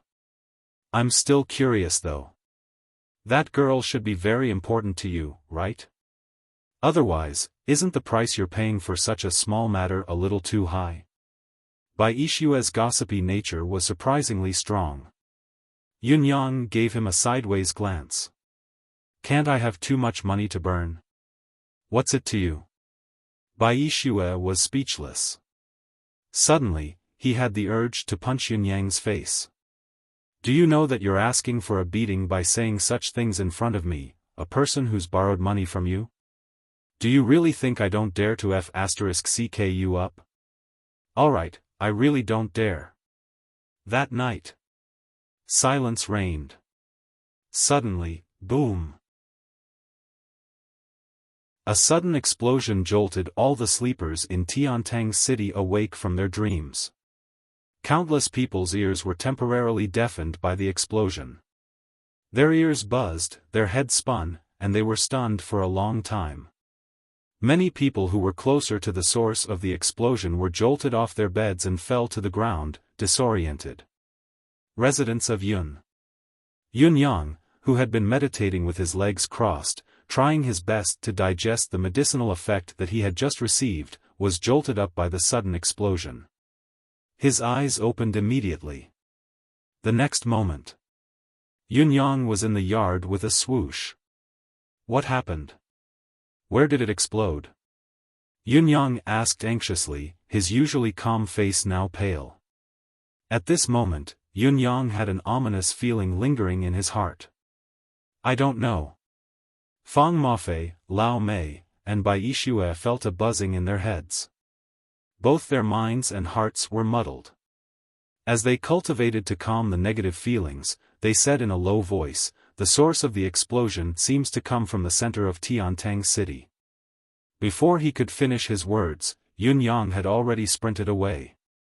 His speed was even faster than lightning. Ah! Yun-yang let out a long howl that sounded like his heart was being torn apart. He could only feel an endless, borderless emptiness in his mind. In front of him, there was only a huge pit and a wasteland. The building that should have been here was the Cirrus House. It was where the Cirrus House was. The Cirrus House was gone. It had completely and utterly vanished from this world. All that was left was a ground of debris, a scene of devastation. Yun-yang fell to the ground. His eyes were filled with despair as he stared at the wasteland in front of him. For a moment, he was grief-stricken. He had thought that he would never experience the heart-wrenching pain of losing his 8 brothers again. Unexpectedly, he was experiencing it once more now, even more intensely and unforgettably. The last time, he had been powerless and trapped together, he could not save them even if he wanted to. But this time, right now, how could it be like this? Where was the Cirrus House? It was gone.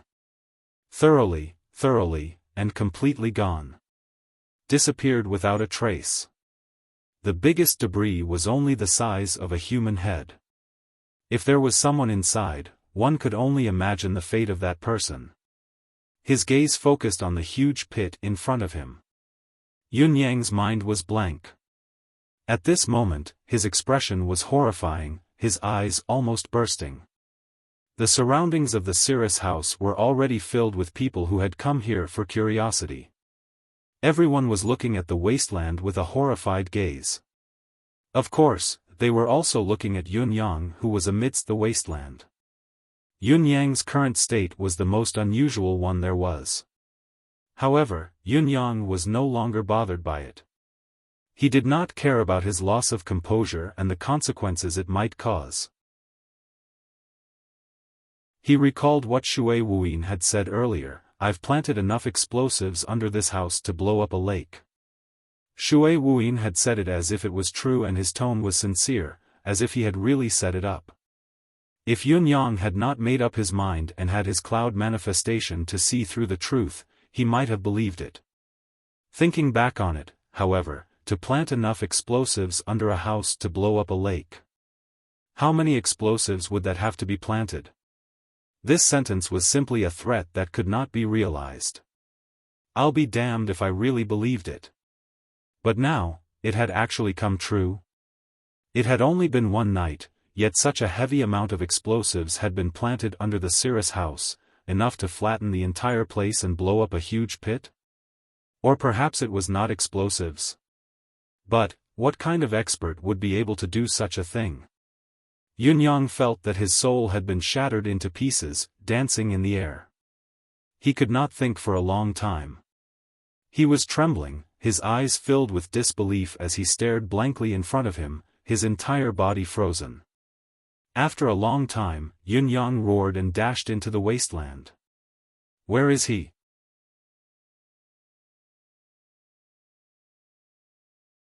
Chapter 288.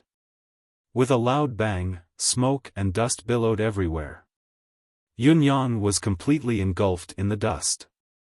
Using his hands, feet, mystical qi, he lifted up everything in the ruins aimlessly to examine them. He found pieces of flesh and blood, as well as torn pieces of clothing. It was not easy to find these things in the aftermath of such a violent explosion. In spite of this, Yun Yang refused to stop, continuing to search for his movements. Fortunately, after a while, his mind slowly regained some of its consciousness. He had been to Cirrus house many times. He could find the location and orientation of each house, each piece of wood, and each facility with his eyes closed. Following the idea in his mind, he quickly locked onto the original location of Cirrus house's door. Then, he retreated and stood there quietly for a while with his eyes closed. Then, he strode into the room. With a swoosh, the gravel around the door was cleared away by him. He walked forward confidently, looking around as if he had come to the grand hall of Cirrus house. When he first entered, he instinctively scanned his surroundings to see if there was anything out of the ordinary. After a momentary pause, he walked further in. Following Yun Yang's movement, gravel was continuously cleared away along the way. Dust filled the air, obscuring his vision. However, even such a harsh environment did not hinder Yun Yang's movement at all. This is where we drank last night. However, yin and yang have been separated, but it's no longer the same. The ache in Yun Yang's heart intensified. Yesterday, Yun Zuyu and Qing Shanxue were still sitting here, drinking with him with smiles on their faces, but today, he shook his head and cleared away the rubbish in front of him once again. With a glimmer of hope, he walked further in. The location of a private room, the location of a piano hall, this was, a bedroom, this was, he searched from room to room. Finally, at the place where the kitchen should be, he saw a dark brown object. Blood? Yun Yang's eyes flashed with an insuppressible murderous intent. He searched like a madman but found nothing. Finally, when Yun Yang had found the original location of the underground storehouse, he stood rooted to the spot after carefully cleaning up and inspecting all the debris and rubbish that littered the place. This was where Yun Yang found the most bloodstains. This was the place where the bloodstains were the most concentrated in the entire Cirrus house. As far as the eye could see, there were pieces of flesh and blood everywhere, practically covering the ground. None of the pieces of flesh and bones were larger than the size of a finger. In addition, there were countless pieces of clothing, pieces of white clothing. However, at this moment, the blood-stained pieces of white clothes were even more ghastly to look at. Sniffing it carefully, there was still a faint fragrance of cosmetics lingering on the debris. It was similar to the smell on Yun Zuyu and Qing Shanxue in Yun Yang's memory. Yun Yang also found many long, silky strands of hair in the ruins, mixed in with the rubble and trash, messy and messy. In a corner, there was still half a foundation left. There was a patch of scarlet blood stains, as well as a messy hair that had half a skull attached to it. Yunyang felt like he had been struck by lightning. That tiny sliver of hope in his heart was completely shattered. His body swayed as if he would fall at any moment. A hand supported him from behind as Fang Mafei purposely lowered his voice, "Young master, be careful." It was as if Yunyang had not heard him. Although it was close at hand, Yunyang could clearly feel that Fang Mafei's voice seemed to come from the clouds beyond the heavens. It was ethereal and illusory. It seemed to be real at the same time, illusory at the same time. He turned to look at his surroundings in a daze and suddenly coughed, blood trickling down the corner of his mouth. Yun Zuyu's gentle voice echoed in his mind. "Young brother, you've worked hard. Young brother, eat more. Young brother, try this." That gentle gaze seemed to be moving before his eyes. Before they parted, that concerned gaze and that gentle voice said, "Young brother, you have to take good care of yourself in the future." Her voice and smile were still before his eyes, but Yunyang felt waves of pain in his heart. At this moment, a glimmer of light appeared in the ruins. Yunyang rushed over impatiently and threw himself onto the ground, digging with both hands to dig out the light. It was like he was holding his last hope in his hands. It was a piece of jade. Although it was only a piece of jade, it was still warm and bright. Yunyang could not help but think of a pair of hands. Yun Zuyu's hands. A pair of bracelets adorned her fair wrists. It was emerald green. This light was a piece of broken jade. The outer edge was round and curved. This was obviously a fragment of the jade bracelet. Yunyang stared at it in a daze. Suddenly, he saw stars. His heart felt like it was being clenched tightly. For a moment, he was dizzy and lost his clarity of mind. With a cry, Yunyang spat out a mouthful of blood and fell backward. "Young master!" Fang Mafei cried out in shock and caught Yunyang's falling body in his arms. When Yunyang woke up again, he had already returned to the residence of Yun. He stared at the roof in a daze, his eyes glazed over, ignoring everything that was in front of him. In his mind, there were images rotating back and forth. Yun Zuyu and Qing Shanshue's faces and voices flashed before his eyes, one after the other. "Young brother, can't I call you sister-in-law? Young brother, you have to take care." Yunyang closed his eyes slowly, tears spilling out silently. Fifth brother's lover, this pitiful woman, he had not protected her well after all.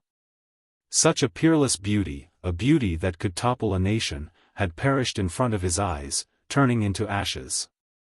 Yunyang thought of the meal from last night, of Yun Zuyu's words, of Yun Zuyu's strange expressions yesterday. Could it be that she had already sensed something? Every word from last night sounded like a normal, everyday conversation, but upon careful consideration, each word was filled with a deeper meaning. Each word was filled with the taste of parting. Not only was it a temporary separation at this moment, it was more like they would never see each other again in this lifetime. He gritted his teeth, but the throbbing pain in his heart could not be contained. "If I had taken Sister Yu away last night without a care in the world, none of this would have happened today." Thinking of this, the regret in Yunyang's heart was almost boiling. "I'm so stupid. Such an obvious abnormality. The dishes that were served last night are a huge point of suspicion." Yunyang had a sliver of hope in his heart, maybe Sister Yu is not dead yet. However, thinking of the hair in the cellar, the scattered flesh and blood, the tattered white clothes, the shattered jade bangle, the faintly familiar fragrance, all of these had shattered Yunyang's fantasy mercilessly time and time again. "All of you deserve to die." Yunyang suddenly sprung up, his eyes bloodshot. After spitting out another mouthful of blood, he roared and turned into a gust of wind, vanishing from the residence of Yun. "Young master!" Fang Mafei and Lao Mei were shocked to see this and quickly chased after him out of the door. However, there was no trace of the wind outside. Yunyang, who had fallen into an unprecedented state of rage, was running at top speed. There was only a piercingly cold murderous intent in his heart. He only wanted to kill. There had never been a time like now when he wanted to kill someone. His heart was filled with rage and sorrow, he could no longer care about anything else. The so-called scruples, considerations, deliberations, all of these were no longer in his eyes, no longer in his heart. Fifth brother, I've let you down. I didn't protect sister-in-law well. I've let you down. Yunyang felt like the blood in his body was about to explode. He had almost lost his ability to think. There was only a strong desire for revenge. A gust of wind blew into the palace in the dark night before dawn. Whoosh, whoosh, whoosh. In the palace. The minister of imperial household, Jiang Zhong, was bent over, carefully inspecting the work of his subordinates in the palace. He was meticulous and his attitude was proper. He was like a dutiful old man, doing everything to the best of his ability within the scope of his authority. It was the same every day. Because of this, His Majesty had always been at ease with him. In the crook of his arm, a white horsetail whisk rested lightly on it. It was clean and tidy, without a speck of dust. His footsteps were slow, and his feet were dragging on the ground, making a scratching sound. It was as if he was too old to lift his feet. However, wherever the scratching sound reached, the eunuchs and guards couldn't help but puff out their chests and put on a dutiful expression. Jiang Zhong, an old man in Yutang's palace. The minister of imperial household. There was no doubt that his authority in the palace was immense. His position in the imperial household could be said to be extraordinary. In Yutang's palace, His Majesty was the monarch of the nation while the empress was the ruler of the 9 palaces. However, there were still people who dared to defy their orders and disregard them. However, no one dared to disregard the orders of the minister of imperial household, Jiang Zhong, during the execution of the order, let alone neglect it. Throughout the years, countless palace servants and eunuchs had died under his cruel punishment. Someone once said that the number of wrinkles on Minister Zhang's face was equivalent to the number of people who had died in his hands. Looking at Jiang Zhong's face, the wrinkles on his face seemed to be uncountable. Therefore, the number of people who had died in his hands was also uncountable. The sun is about to rise, it's a new day. Jiang Zhong murmured. He turned around and walked unsteadily towards his room with his back hunched. The 2 little eunuchs followed behind him respectfully. They did not dare to overstep his authority, nor did they dare to follow him.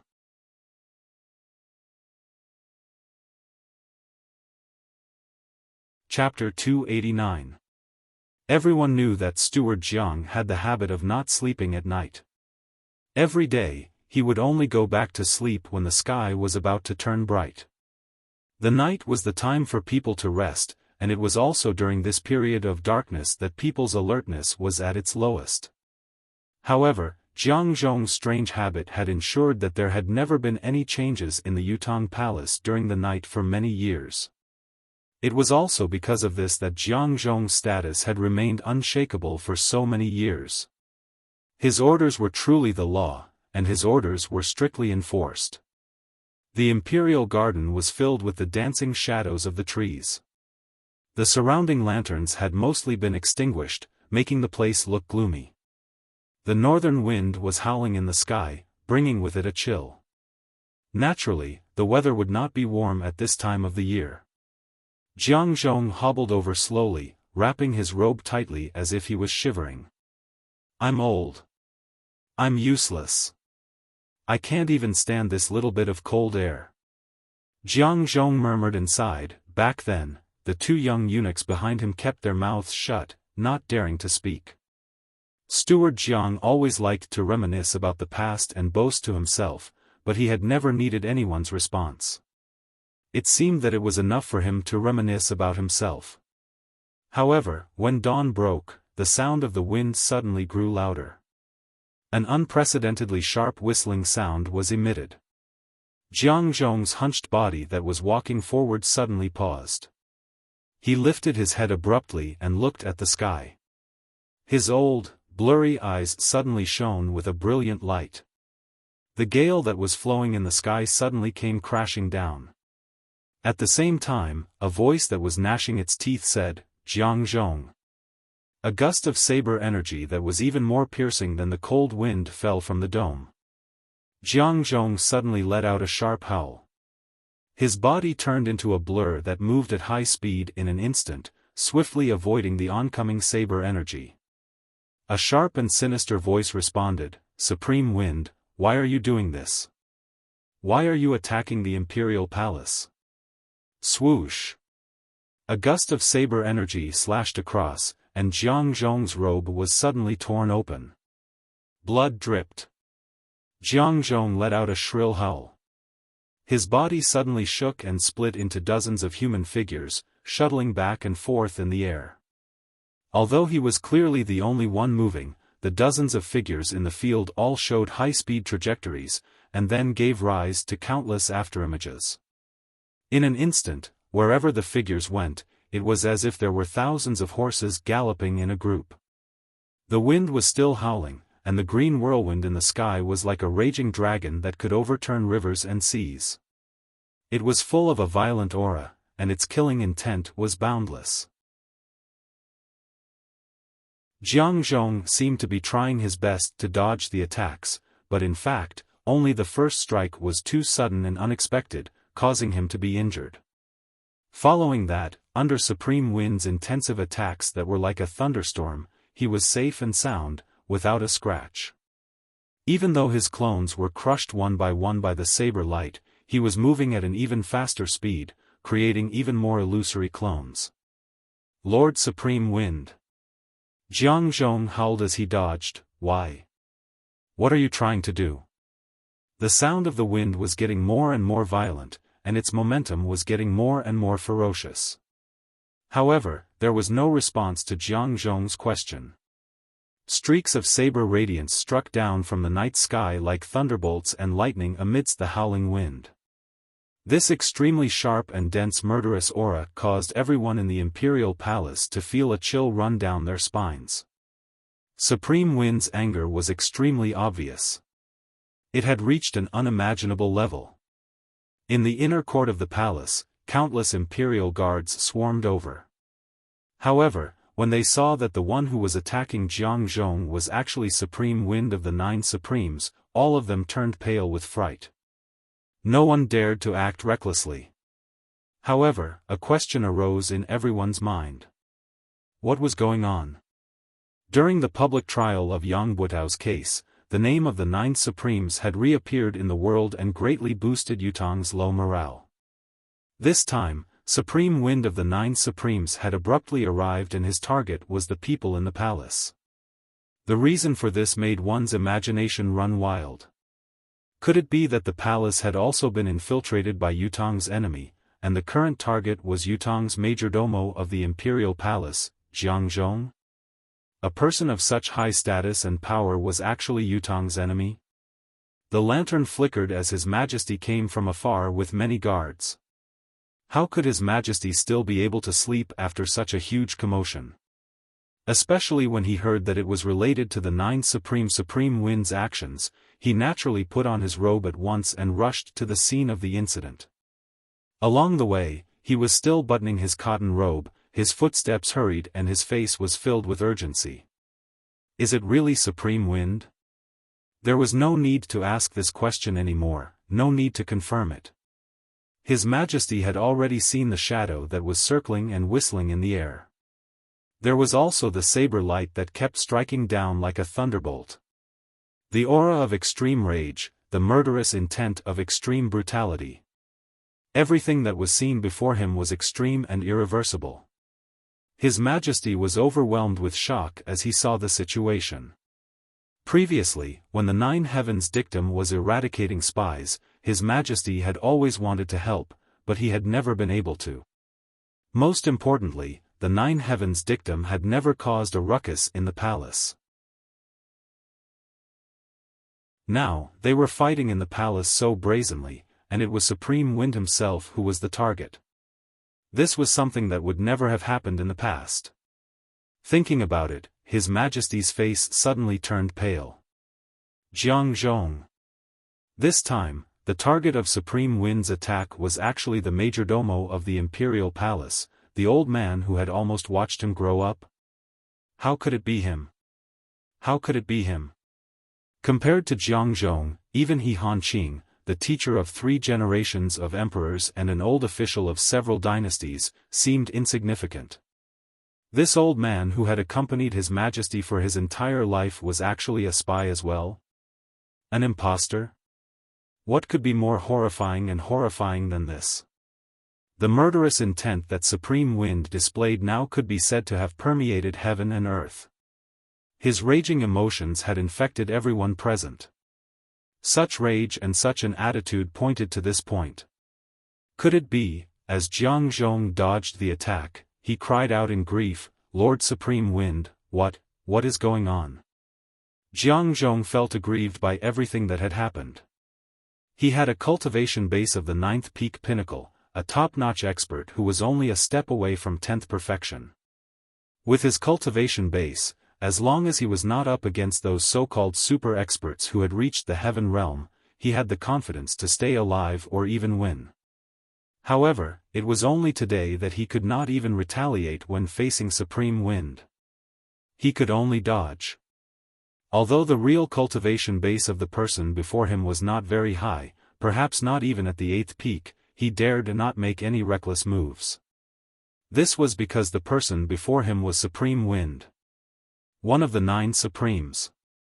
If he dared to retaliate, he would be charged with treason immediately and would never be able to clear his name. Did he not see that the Imperial guards around him were densely packed but none of them made a move?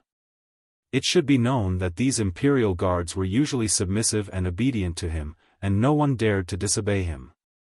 But now, they were all staring at him with vigilance and suspicion, and a faint murderous intent could be seen everywhere. Obviously, in these people's hearts, those who Supreme Wind dealt with must be guilty of the most heinous crimes. Since you, Jiang Zhong, were being targeted by Supreme Wind, there must be a reason. If Supreme Wind wanted you dead, then you must die. There was no need for evidence, no need for a trial, it was just like that. Did you not see that even His Majesty the Emperor was only watching from afar when he arrived? He did not have the intention to order them to stop or ask for an explanation. There was not even a chance to ask for the reason. It was at this moment that Jiang Zhong finally realized the influence of the 9 Supremes in this country. Their words and actions were even more effective than an imperial edict. Even though he did not retaliate, it did not mean that Yun Yang would be merciful. The other party's murderous intent was overflowing, his heart filled with grief and resentment. He attacked with all his might, wanting to kill the person before him completely, crushing his bones and obliterating his soul. Your Majesty! Your Majesty! Jiang Zhong had no choice but to cry for help. This old servant is innocent, this old servant is innocent. His Majesty the Emperor stood there quietly, his deep eyes watching the scene before him. He said faintly, "Pass on my verbal order, no one is allowed to act recklessly. Those who dare to disturb the battle shall be killed without mercy." After this order was issued, the guards and Imperial army became even more motionless. Intentionally or unintentionally, they formed a large encirclement around Wang Chong. It was obvious that they were guarding against someone's escape. Then, who was it that they were guarding against? Who was that person? It went without saying. Jiang Zhong's heart was filled with helplessness. His Majesty looked at the scene. Jiang Zhong's unfathomable body movements, his never-before-seen miraculous cultivation method, his casual movements were able to evoke a blurry and bizarre scene of mystical qi and qi manifestation. The shock in his heart grew stronger and the fear in his heart increased exponentially. The Minister of Imperial Household, Jiang Zhong. He had never thought that Jiang Zhong's cultivation base would be so earth-shattering. Since he was a child, Jiang Zhong had been serving his father. When he was a toddler learning to walk, it was Jiang Zhong who supported him with one hand. Until now, he actually didn't know that this loyal and devoted old servant actually had such a profound martial arts cultivation. His Majesty the Emperor of Yutong, Yupeiza, was not an ordinary person. Other than his mystical qi cultivation base, he was also someone who knew what was good and what was bad. Although he did not know the cultivation method that Jiang Zhong had displayed, he was very clear about the level and standard of such a cultivation method. At least, experts of this level in the Empire of Yutong were rare. In other words, Jiang Zhong's identity and background must be suspicious. Supreme Wind. His Majesty the Emperor said in a low voice. Amidst the whistling wind, a low voice came out suppressed. What does your Majesty have to say? His Majesty the Emperor said calmly, May I ask what is going on with Supreme Wind? And what is this person's background? His Majesty the Emperor's words were equivalent to confirming Jiang Zhong's identity as a traitor. It was one thing for those present to vaguely know about it, but it was another thing to hear His Majesty the Emperor's conclusion. In mid-air, the saber light that materialized from the green wind was still like a thunderbolt that was about to descend upon the mortal realm. Another 18 consecutive slashes were unleashed. The low voice that was suppressing his rage said quickly, Cirrus House is gone. Cirrus House was gone. His Majesty the Emperor had been shaken by the violent explosion earlier, so he naturally knew about it. However, what was so special about Cirrus House that it was worthy of Supreme Wind's rage? Although the owner of Cirrus House, Yun Zuyu, was known to be the confidant of the unrivaled expert Ling Xiaozue, there was no evidence to prove it. Besides, perhaps Ling Xiaozue could take the lead in this matter, but what was the reason for Supreme Wind to do so? His Majesty the Emperor's question was answered in an instant. The owner of Cirrus House, Yun Zuyu, is a family member of the 9 Supremes. With a loud explosion, Cirrus House was reduced to ashes in an instant. Everyone was crushed into pieces. Yun Yang's voice was like an eerie wind that blew from hell. His Majesty the Emperor's pupils dilated to the maximum. Yun Yang had mentioned the fact that Cirrus House's Yun Zuyu was Supreme Flame's wife to the old marshal, but to ensure the confidentiality of the matter, the old marshal did not make it clear to His Majesty the Emperor. Therefore, His Majesty the Emperor had only just found out about it. Only the heavens knew how shaken His Majesty was when he heard this. A family member of the 9 Supremes? His Majesty the Emperor's originally tall and sturdy body trembled, his face turning pale. It was at this moment that he recalled something from the past. It was that time when he had a secret contact with the eldest prince, Supreme Earth. My son, although it's inappropriate for you to expose your identity as Supreme Earth, you're not young anymore. You have to think about your marriage. Even if you don't yearn for the throne or the monarch's power, it's still necessary to continue your bloodline. Don't worry, father. I know what I'm doing. What do you know? I haven't seen you do anything for so long. If you'd done something earlier, I wouldn't have said it in front of you. I'm only advising my son now as a father. Do you understand the difference? Supreme Earth hesitated then and said, I'm not completely pure. I even have someone I like. However, it's inappropriate for them to show themselves, so I can only wrong her. His Majesty the Emperor, who had gotten the answer he wanted, was naturally overjoyed. However, Supreme Earth did not give him a further answer even though the Emperor had interrogated him many times afterward. For this reason, His Majesty the Emperor felt helpless and pained. Because of him, he had mistreated his son and daughter-in-law. If there was a chance, he must find a chance to make it up to them properly. He had long reserved a sense of anticipation in his heart. Since his son had said that he had a lover, it was reasonable for him to have another adorable grandson. After all, it had not been a short time since he knew that his son had someone he liked. His Majesty the Emperor already had other grandchildren, but he had always had an inexplicable expectation towards the eldest prince's child. It was what he owed his eldest son. If it was possible, he would naturally compensate his grandson. His Majesty the Emperor had even thought of how to make it up to him. However, before His Majesty the Emperor could interrogate him about this, something had happened to Supreme Earth. As his son did not leave behind any relevant clues, his daughter-in-law might not even know that her husband was of royal blood. Thinking of this, His Majesty the Emperor could not help but beat his chest and stomp his feet. His grandson, who he did not know if he had, was even less likely to meet. Now, he suddenly heard Supreme Wind speak from the air.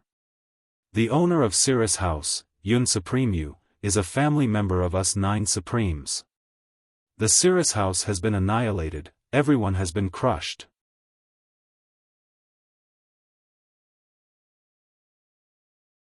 Chapter 290. This was under the condition that His Majesty's body had been carefully nurtured by Yun Yang and was in a good condition. Otherwise, this moment of great joy and sorrow could trigger his original illness and cause him to succumb instantly. Even so, His Majesty's body could not help but sway, and his face was deathly pale. This, could it be, among the 9 Supremes, the few who were ranked at the back were not old in age and those who might have families were only the few who were ranked at the front? Could it be, his sons, family? Instinctively, His Majesty thought in this direction. In the air, the wind howled and the voice was filled with extreme resentment. Someone must pay the price for this. And Jiang Zhong will be the first among those who will have to pay the price. Jiang Zhong, the remnant of the 4 Seasons Tower. As the words left his mouth, His Majesty's heart jolted once again. He raised his head abruptly. His gaze that was fixated on Jiang Zhong was filled with chilling intent. Your Majesty! Don't believe it. This old servant is innocent. Jiang Zhong cried out anxiously. His Majesty said faintly, Jiang Zhong, if you give up resisting immediately and surrender, I promise to give you justice. How about that? His Majesty's words seemed to have created an opportunity to turn the situation around, but in fact, it was equivalent to another lethal move being imposed on Jiang Zhong. How could Jiang Zhong dare to give up resisting now? Others might not know Yun Yang's thoughts, but how could he not know? If he gave up resisting, he would really be finished. There was no doubt that he would die. Your Majesty! Jiang Zhong tried his best to resist and was extremely aggrieved. This old servant is really innocent. His Majesty's expression did not change, but a cold glint flashed across his eyes. If you're really innocent, as long as you surrender, I can guarantee that you'll be fine. Supreme Wind will never kill the innocent. Justice is in the hearts of the people. Black and white cannot be determined by force. Everything only needs to be said clearly and the truth will come to light. Why make such a big fuss and waste your energy? His Majesty said leisurely, I have given you a chance by opening my golden mouth. If you're innocent, no one can hurt you. You're still my minister of imperial household. On the other hand, if something really happens to you, no one can protect you. He lifted his head to look at the howling wind in the sky. Supreme Wind, does my promise count? Amidst the whistling of the wind, Supreme Wind's voice rang out, His Majesty is the ruler of a country. His Majesty's guarantee is, of course, invaluable. A promise is as heavy as mountains and rivers. The king's heart sank even more. It was obvious that Supreme Wind had complete trust in him. Did it not mean that there was something wrong with Jiang Zhong, that he was a spy from the 4 Seasons Tower? Jiang Zhong's body was still spinning, leaving a trail of afterimages as he slowly eliminated Yun Yang's chain of saber energy. He said hoarsely, Your Majesty, it's not that this old servant doesn't trust you, but Supreme Wind is too aggressive, this old servant can't stop.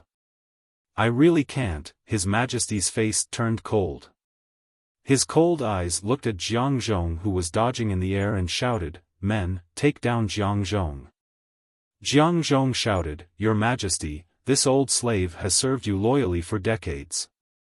Even if I don't have any meritorious service, I should at least have some hard work, right? Don't tell me you don't care about our past relationship. Are you going to erase this old slave's lifetime of hard work just because of a sentence from someone you don't even know?" His Majesty said coldly, "I've given you a chance, I've even given you a promise, but how did you do it? Your actions are in front of everyone's eyes, what else do you have to argue for?" Jiang Zhong suddenly burst into laughter, "Ha ha ha. I see. I've followed your Majesty for a lifetime, but I can't even get the slightest bit of pity from your Majesty. If so, what hope do I have? Forget it, since I didn't have eyes to follow such a master, I really have a right to die. So, even if I die, what's wrong with me?" Before his voice could echo in the air, Jiang Zhong's high-speed movement suddenly halted and he dropped to the ground. He stretched out his arms, looking like he was ready to be captured and be trampled upon. His face was filled with despair, showing his disheartened heart and his desire to die. Everyone present was surprised to see this. Was he really going to be captured without putting up a fight? Jiang Zhong stretched out his arms, his eyes looking in the direction of His Majesty in despair as he spoke in a hoarse voice, "Your Majesty, a master for a day, a master for life. This old slave is leaving now, you must take care of yourself in the future." Before his words could echo in the air, the sound of wind and thunder could be heard from his hands. Between the flashes of lightning, Jiang Zhong gritted his teeth and raised his palm to smack his own head. At this moment, His Majesty, who had witnessed the scene of Jiang Zhong covering his own head, could not help but feel a jolt in his heart. A thought of, "Could it be that I've really wronged him?" suddenly rose in his mind. When he saw Jiang Zhong smack his own head, with a soft crack, fresh blood spurted out from his 5 senses and 7 orifices. His body swayed and slowly fell to the ground. His Majesty was even more shaken, he could not help but take 2 steps forward. Even the guards who had been ordered to capture him had stopped in their tracks. Everyone's gaze was fixed on Jiang Zhong's body that had fallen into a pool of blood, their hearts filled with an indescribable confusion. Proving one's will with death? Could it be that His Majesty had really wronged him? Or could it be that Lord Supreme Wind had wronged him? Just like what he had said, he had followed His Majesty loyally all his life. How could he end up like this in his old age? It was truly chilling. However, at this very moment, a shout came from the air, "Be careful." Along with that warning, a sharp whistling sound suddenly appeared in the field. Jiang Zhong, who had been lying on the ground, suddenly turned into a stream of light. With the power to cut through the air, he instantly broke through the obstruction of the 8 guards in front of him and rushed towards His Majesty's position. Both palms came in a menacing manner, like giant rocks that could split a mountain. Jiang Zhong knew that he would never be able to escape with his own strength. Even though he was not weak, facing the tight encirclement of the imperial guards who were as numerous as the clouds, only death awaited him. Therefore, he had put in so much effort to put on a tragic act of suicide and then waited for the right opportunity to attack the emperor. This was the only way out. Only by holding the emperor hostage would he have a trump card in his hands and be safe. As for the rest, he would think about it after he had this trump card in his hands. This sudden turn of events could be said to be beyond anyone's expectations. A person who had just died, a person who everyone had watched commit suicide, had actually launched an attack. This itself was already an extremely unexpected turn of events. Not to mention that the speed of the attacker's attack had far exceeded the scope of everyone's understanding. Jiang Zhong's act of self-mutilation was not an act. The blood that flowed out of his 7 orifices the moment he was struck was the activation of a secret skill, temporarily elevating his strength to a level that surpassed the limits of his strength. Jiang Zhong himself was already a cultivator at the peak of the 9th peak. Now that he had made a breakthrough, his strength had skyrocketed to the level of 10th perfection. His strength was so powerful that it was enough to surpass everyone present. He was already close to His Majesty, and with just a wave of his hand, he would be able to control His Majesty as he wished. Swoosh! A green shadow of wind fell from the sky abruptly. It was like a meteor falling from the sky. Even though everyone else had been careless, Yun Yang would not be careless. He had always known that the Four Seasons Tower's men would not seek death so easily. Furthermore, this old man's cultivation base was extremely strong, and he was not in a desperate situation. How could he commit suicide so easily? Therefore, he had long been secretly on guard against the other party's tricks. At the moment when Jiang Zhong made his move, Yun Yang moved at the same time. Even though Jiang Zhong had activated his arcane skill and his cultivation base had temporarily reached the state of 10th perfection, his speed was still slower than the wind, faster than Yun Yang. A green whirlwind that seemed to have materialized out of thin air blocked the path between His Majesty and the attacking Jiang Zhong. At the same time, the piercing saber light that was like thunder and lightning once again surged out like the tide, pouring down in torrents. Boom! The force of Jiang Zhong's palm strike landed on the dense web of sabers cast by Yun Yang with an earth-shattering force. The green whirlwind scattered in an instant. Yun Yang's cultivation base was already far inferior to Jiang Zhong's, not to mention that Jiang Zhong's cultivation base had already reached the state of 10th perfection. With such a forceful impact, the stronger one would win while the weaker one would lose. There was no trick at all. How could Yun Yang not be defeated? However, Yun Yang's struggle was only a thin line. Although Yun Yang's saber web had collapsed, Jiang Zhong had also taken a step back due to the impact. It was only a step's difference, but Jiang Zhong had lost the initiative. Jiang Zhong's plan had failed. He knew that things were not looking good and roared furiously, "Supreme Wind! You should have died long ago." Why? Why? The numerous guards and experts around His Majesty the Emperor had seized the opportunity to rush out. At this moment, everyone's heart was filled with shame and anger. There were so many of them here, and the conclusion had already been made, but they were almost deceived by the old eunuch in front of them. Everyone's shameful anger was unprecedented. It was obvious that everyone had the intention to kill Jiang Zhong. If they did not kill this bastard, how could they vent their anger? How could they get rid of this layer of humiliation? The sound of the wind, which had already faded away, actually began to howl and spiral again. Green light and shadows were rapidly gathering in all directions. Swoosh, swoosh, swoosh, countless deicide bowstrings exploded, targeting old eunuch Jiang. Jiang Zhong, who was heavily surrounded, struggled desperately, counterattacked, and dashed left and right. He looked miserable. However, the mistake just now had made the guards extremely ashamed, and at the same time, they were extremely furious. Each and every one of them was ready to fight with their lives on the line. Even though one figure after another was sent flying by him, more people pounced forward without a care for their own safety. Poof! Jiang Zhong's chest was hit hard by the leader of the guards. As he staggered backward, the wind suddenly howled and a cold gleam flashed. Yun Yang's saber struck out swiftly. Merciless blade. The skill of Heaven's Way had appeared in the world once again. Even Venerable Lord Saber would be stained with blood, let alone Jiang Zhong. Jiang Zhong saw that the incoming attack was unprecedentedly powerful. With a roar, the mystical chi of his entire body exploded to the limit. Swoosh, swoosh, swoosh, there were more than a dozen saber wounds on his body. Blood spurted out like thin lines. Merciless Tao. Yun Yang's saber light flashed and fell once again amidst the green gale.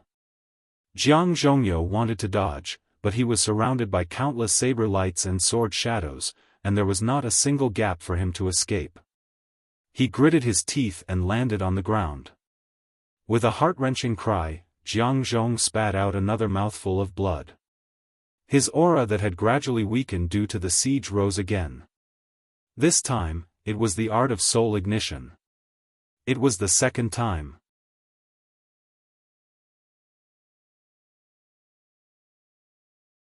Chapter 291. With Jiang Zhong's second outburst, his strength climbed to the realm of 10th perfection once again. With a loud bang, the people surrounding Jiang Zhong were all sent flying. Although the personal cultivation base of the Imperial Guards was above that of the military soldiers and they did not lack the courage to risk their lives, they still lacked the most basic training in strategy and tactics. Many of the military soldiers could trap and kill a 9th peak expert or even a 10th perfection super expert, but at this moment, the Imperial Guards, who had a higher cultivation base, were forcibly broken through by the other party when they were besieging him. The originally tight encirclement immediately revealed a flaw. Yun Yang's whirlwind was also pushed away by the sudden appearance of the other party and could not be stopped in time. Jiang Zhong saw that the opportunity could not be missed. With a roar, his body suddenly shook and split into dozens of shadows, flying in all directions. Countless deicide archers around did not know which one was Jiang Zhong's real body. They were waiting with their bows drawn, but there was no way for them to shoot. In the next moment, the shadows suddenly turned and flew up into the sky. Jiang Zhong wanted to escape. Although he knew that the probability was extremely low and that he could easily expose his real body and become the target of the deicide archers, Jiang Zhong still decided to fight. He would definitely die if he stayed here. The effect of the art of soul searing had reached its limit. He could never use it a third time. If he missed this opportunity again, this day next year would be the anniversary of his death. A whirlwind rose up. Yun Yang gritted his teeth and sucked all the mystical qi out. The edge of the saber flashed outside the mortal world, life and death determined by a single thought. See my saber edge and know my intention, this saber will send you to the netherworld. Saber Truth, Destiny Blade, the second style. The first style. The secular world beyond the saber. Jiang Zhong suddenly had a mysterious feeling, as if he had fallen into a strange dream the moment the saber light suddenly shone. This dream, however, was a strange world of the secular world. And here he was, living and working hard. Everything was so real. It was just that this world of mortals lasted for a very short period of time. In the blink of an eye, he had gone from childhood, to youth, to old age, and then to death. Death was the eternal theme of the world and the billions of living beings. The eternal home. The saber light was like a dream, like the world of the secular world. Once one fell into it, one could not break free. A look of despair appeared in Jiang Zhong's eyes. He mustered the last of his strength and fought back desperately. However, the gentle saber light slowly swept across his body, leaving behind bloody wounds. None of the wounds were deep. However, fresh blood gushed out like a fountain from the place where he was stabbed. Amidst the strong wind, a large foot suddenly flew over. Boom! The kick landed squarely on Jiang Zhong's chest. Jiang Zhong let out a loud cry, and his body involuntarily flew backward like a falling meteor. However, his body was still tumbling in mid-air, but he had already been firmly slapped on the back by a palm. Immediately after, he felt his body go numb, and his dantian was violently punched. The profound qi in his body dissipated just like that. His dantian's 7 Cs had been destroyed by that punch. Jiang Zhong's whole body was like a deflated ball, full of disappointment. The green whirlwind roared, and a hand stretched out from the whirlwind, grabbing Jiang Zhong's body. Then, the whirlwind roared, sweeping Jiang Zhong's body up into the air. This unforeseen event once again surprised everyone. What was Supreme Wind trying to do? Your Majesty, the revenge of the 9 Supremes is a matter of the martial world. A low voice rang in the whirlwind, this has nothing to do with the imperial court, and it's not appropriate to do so. I'll bring this person back for interrogation. If there's anything else, your Majesty will naturally know.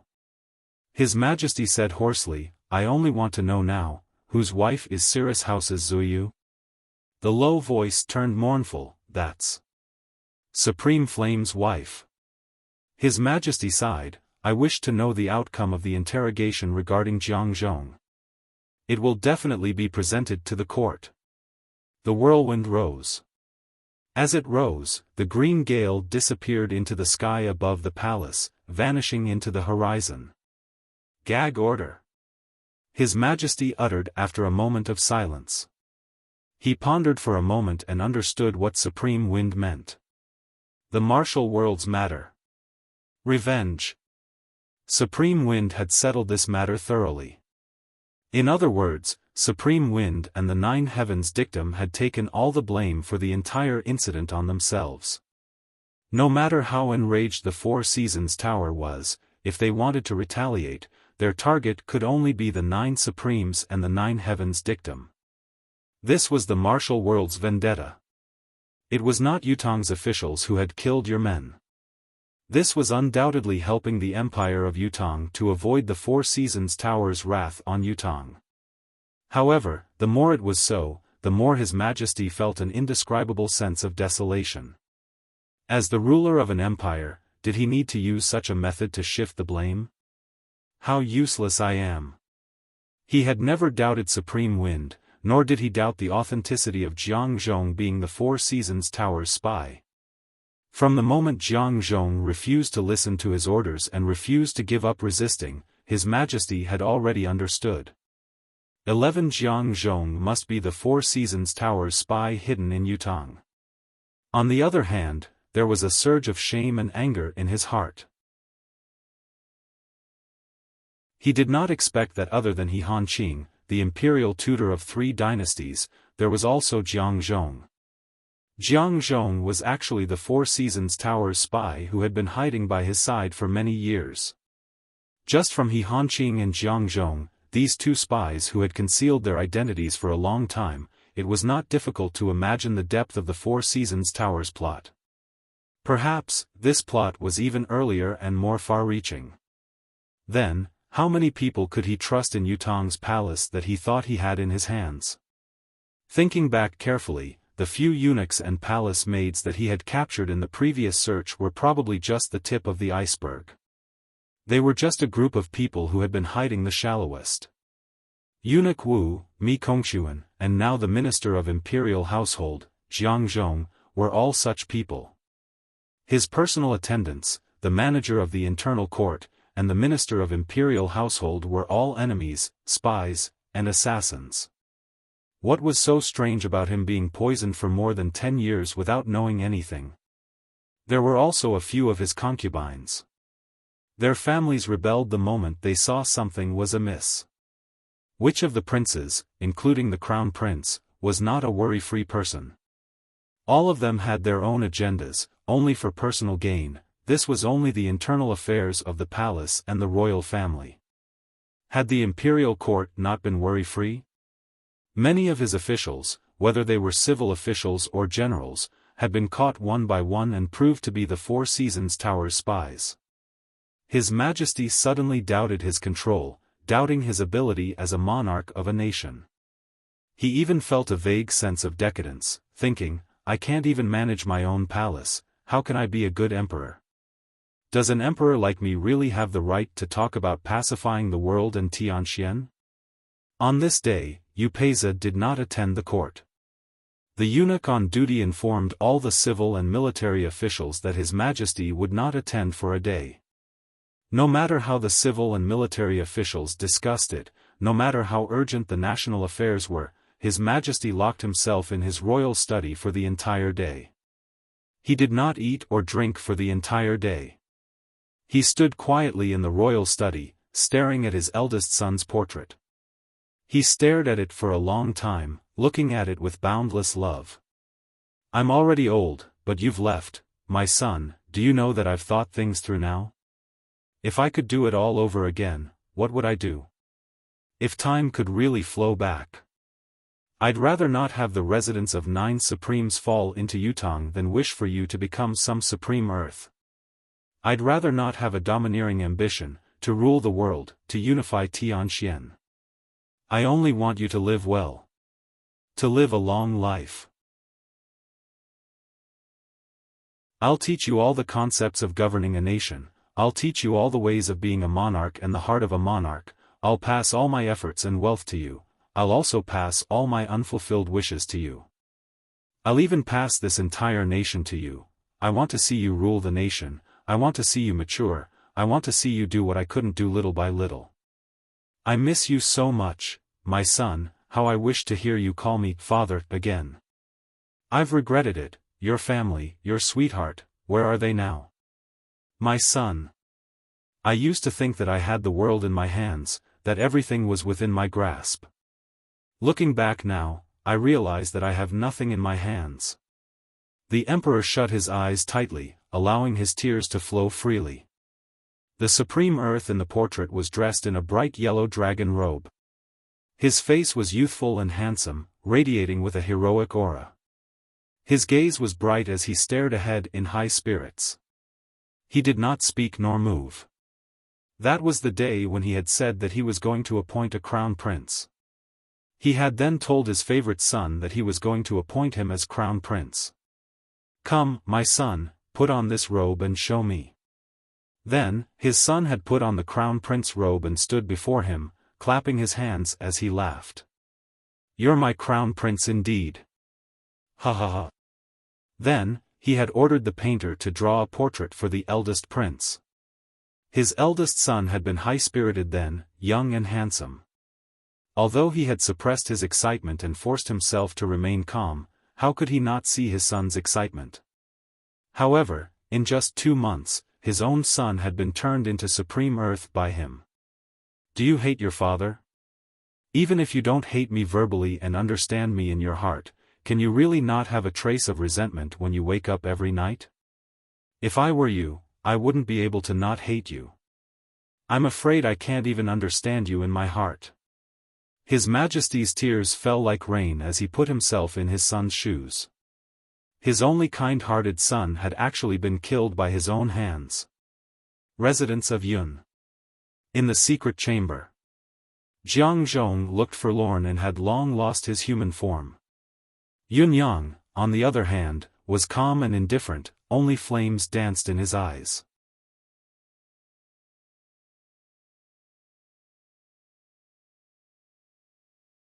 Chapter 292. It's the start of another month, guaranteed monthly votes, everyone has to vote for me.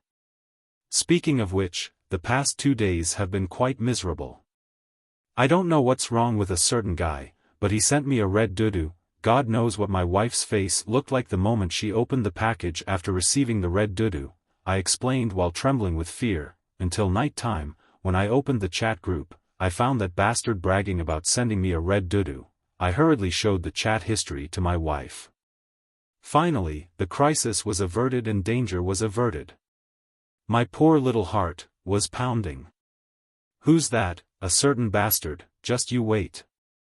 You'll get a cameo, I promise. I finally had some clues about the red doo-doo. But this morning, I received a very exquisite package. When I opened it, I saw a brand new paper cutter. The cold gleam of the blade. Suddenly, my spine went numb, and in an instant, my hair stood on end.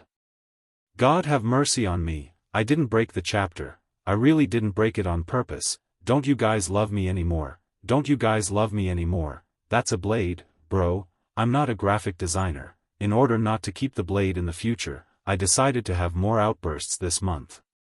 Isn't it worth encouraging? Shouldn't you give me the guaranteed monthly votes? What? You're not giving it to me?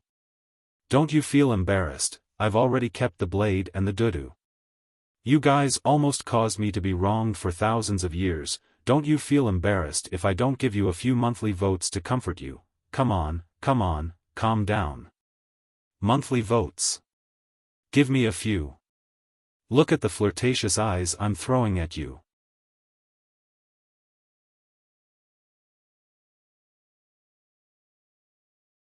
Chapter 293.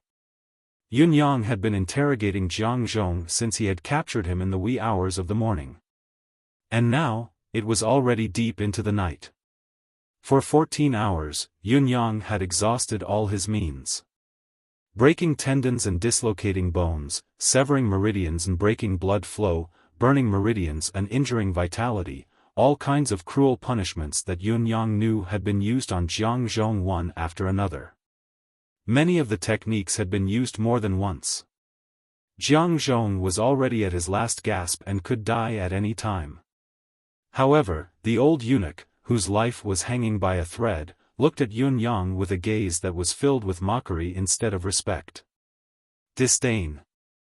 Don't even think about getting anything out of my mouth. Blood dripped from the corners of Jiang Zhong's mouth as he smiled ferociously. Young Master Yun, the son of Marquis Yun, your supreme wind of the 9 supremes. Your father is very happy now, very happy. Even if I'm going to die, I can finally see the true face of one of the 9 supremes before I die. Your father's death is worth it. Your father's death is worth it. Jiang Zhong smiled ferociously. I know the information that you want to know, I know all of it. But, don't even think about getting a word out of my mouth. This old man has seen through life and death for so many years. Do you think a mere physical torture can make this old man yield? Ha, ridiculous. This old man has no flaws for you to threaten. This old man has been alone for so many years. Not only do I have no relatives, I don't even have a friend. Even if you want to threaten me, you don't have a target to threaten. Jiang Zhong laughed heartily. Although I will eventually die in your hands, but, as long as I see that you are helpless against me, helpless, even if I am tortured to death by you, I will still feel good in my heart. Yun Yang looked at this old thing coldly, the anger in his heart increasing instead of diminishing. You will tell me. Yun Yang uttered through gritted teeth, old dog. You will tell me. You'll definitely tell me, I promise. Jiang Zhong looked at him with a mocking gaze. What's the point of just talking? What other tricks do you have? Show them now. If it was just that, then it would be too lousy. But did he have any new tricks up his sleeves? Use everything you have. Let's see if this old man will submit. Yun Yang nodded. Your bones are indeed tough. Let me be honest with you. I sincerely hope that your old bones can continue to be tough. Old dog, I'm telling you, you must hold on. If you soften, I'll be very disappointed. Just as he finished speaking, Yun Yang's hand slowly stretched out. There was nothing in his fair palm. The ridicule in Jiang Zhong's eyes intensified. However, in the next moment, Jiang Zhong's eyes widened abruptly because he could clearly see a green color slowly emerging from Yun Yang's palm. It was clearly some kind of dense atmosphere. At the same time, an abundant and irresistible surge of vitality unexpectedly filled the entire secret chamber. For the first time, Jiang Zhong's eyes revealed an inexplicable look of shock. He could not guess what Yun Yang intended to do at all. He had only taken a whiff of the dense green air, but he could already feel the pain in his body that had been tortured to the point where there was not a single piece of uninjured flesh on his body had been alleviated instantly. His spirit that had long been dispirited and struggling to hold on had also been lifted. What the hell is this? How can it be so miraculous? A hint of vigilance flashed across Jiang Zhong's eyes. He had already vaguely guessed Yun Yang's next move. He suddenly shouted, Yun Yang, you bastard. Kill me if you have the guts. Yun Yang continued to urge the vitality in his palm and said faintly, old dog, I'm not afraid to tell you that not only do I have the means to quickly recover from physical injuries, I also know the art of soul shifting, the secret art of hypnosis, and a considerable amount of research on mental illusions. Any of these methods can easily make me get what I want from your mouth. You're also a knowledgeable person, you should know what I mean. There are too many methods that can be used to deal with people like you who have lost their cultivation base, a flawed state of mind, and an incomplete body. Aren't you too naive to think that you'll have no weaknesses just because you've cut off all your relatives and friends? A ferocious grin appeared on Yun Yang's handsome face. But I won't use any of these methods on you. These methods are too gentle and merciful for you. I want to torture you with pain and torture you. I want you to recover while I torture you. I want you to taste the painful process of begging for death over and over again, so that you'll always be immersed in the feeling of extreme physical pain. I want to use such a lengthy method to force you to speak. I'm looking forward to this process. I hope you won't let me down and endure it for a long time. The longer this process takes, the better. He stretched out his left hand and grabbed Jiang Zhong's ear, slowly pulling with force. Under Jiang Zhong's twisted expression, the ear was slowly torn off bit by bit. Then, he pressed it back to its original position. Fresh blood flowed continuously. At the same time, Yun Yang poured the extremely pure energy of vitality into the part of Jiang Zhong's ear that had been torn off. Jiang Zhong could only feel a surge of spiritual vitality entering his body from the gap. Wherever it passed, his broken meridians were quickly reconnected and restored, improving rapidly. His wounds were healing rapidly. Especially the right ear that had just been torn off. As the most direct beneficiary, there was a clear itching feeling. It was the prelude to the complete recovery of the wound, and the skin could almost be exposed to the air. He even felt that his originally exhausted qi was gradually becoming abundant and exuberant. It was the feeling of being full of spirit and energy. His spirit was also getting more and more joyful, more and more immersed in this extreme rhythm of life, unable to extricate himself. Just like that, an hour had passed. Jiang Zhong was surprised to find that his ear that had just been torn off had actually grown back. Other than a slight itch, it was no different from before, seamlessly fitting as if it had never been injured. The many wounds on his body had all healed with scabs.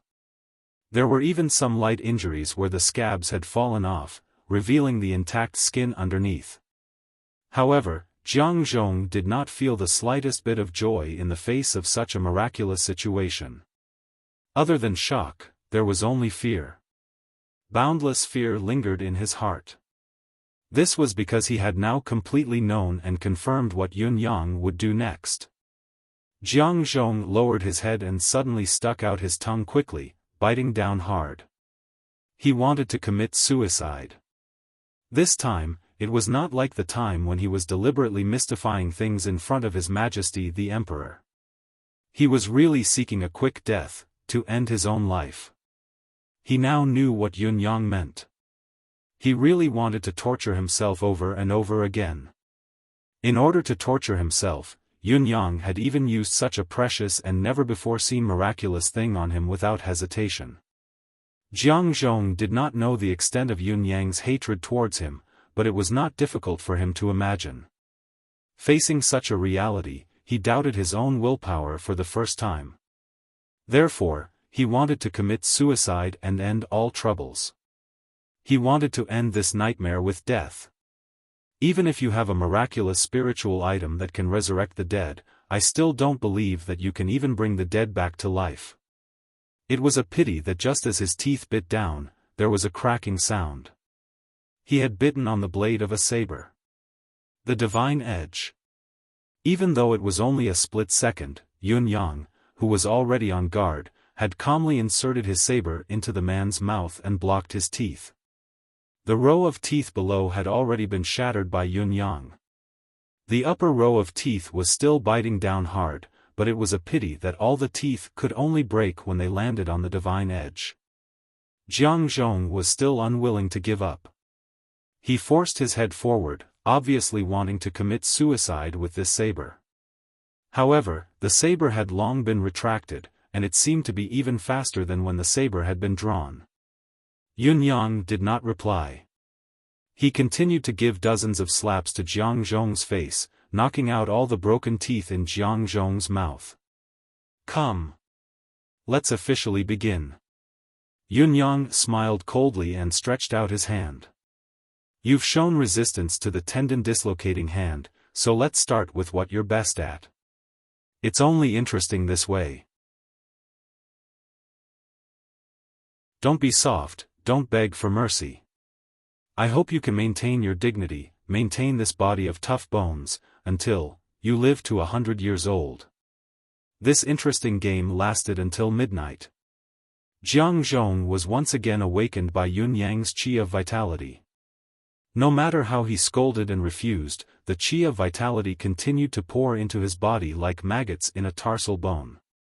He was horrified to find that his body's functions were gradually recovering again.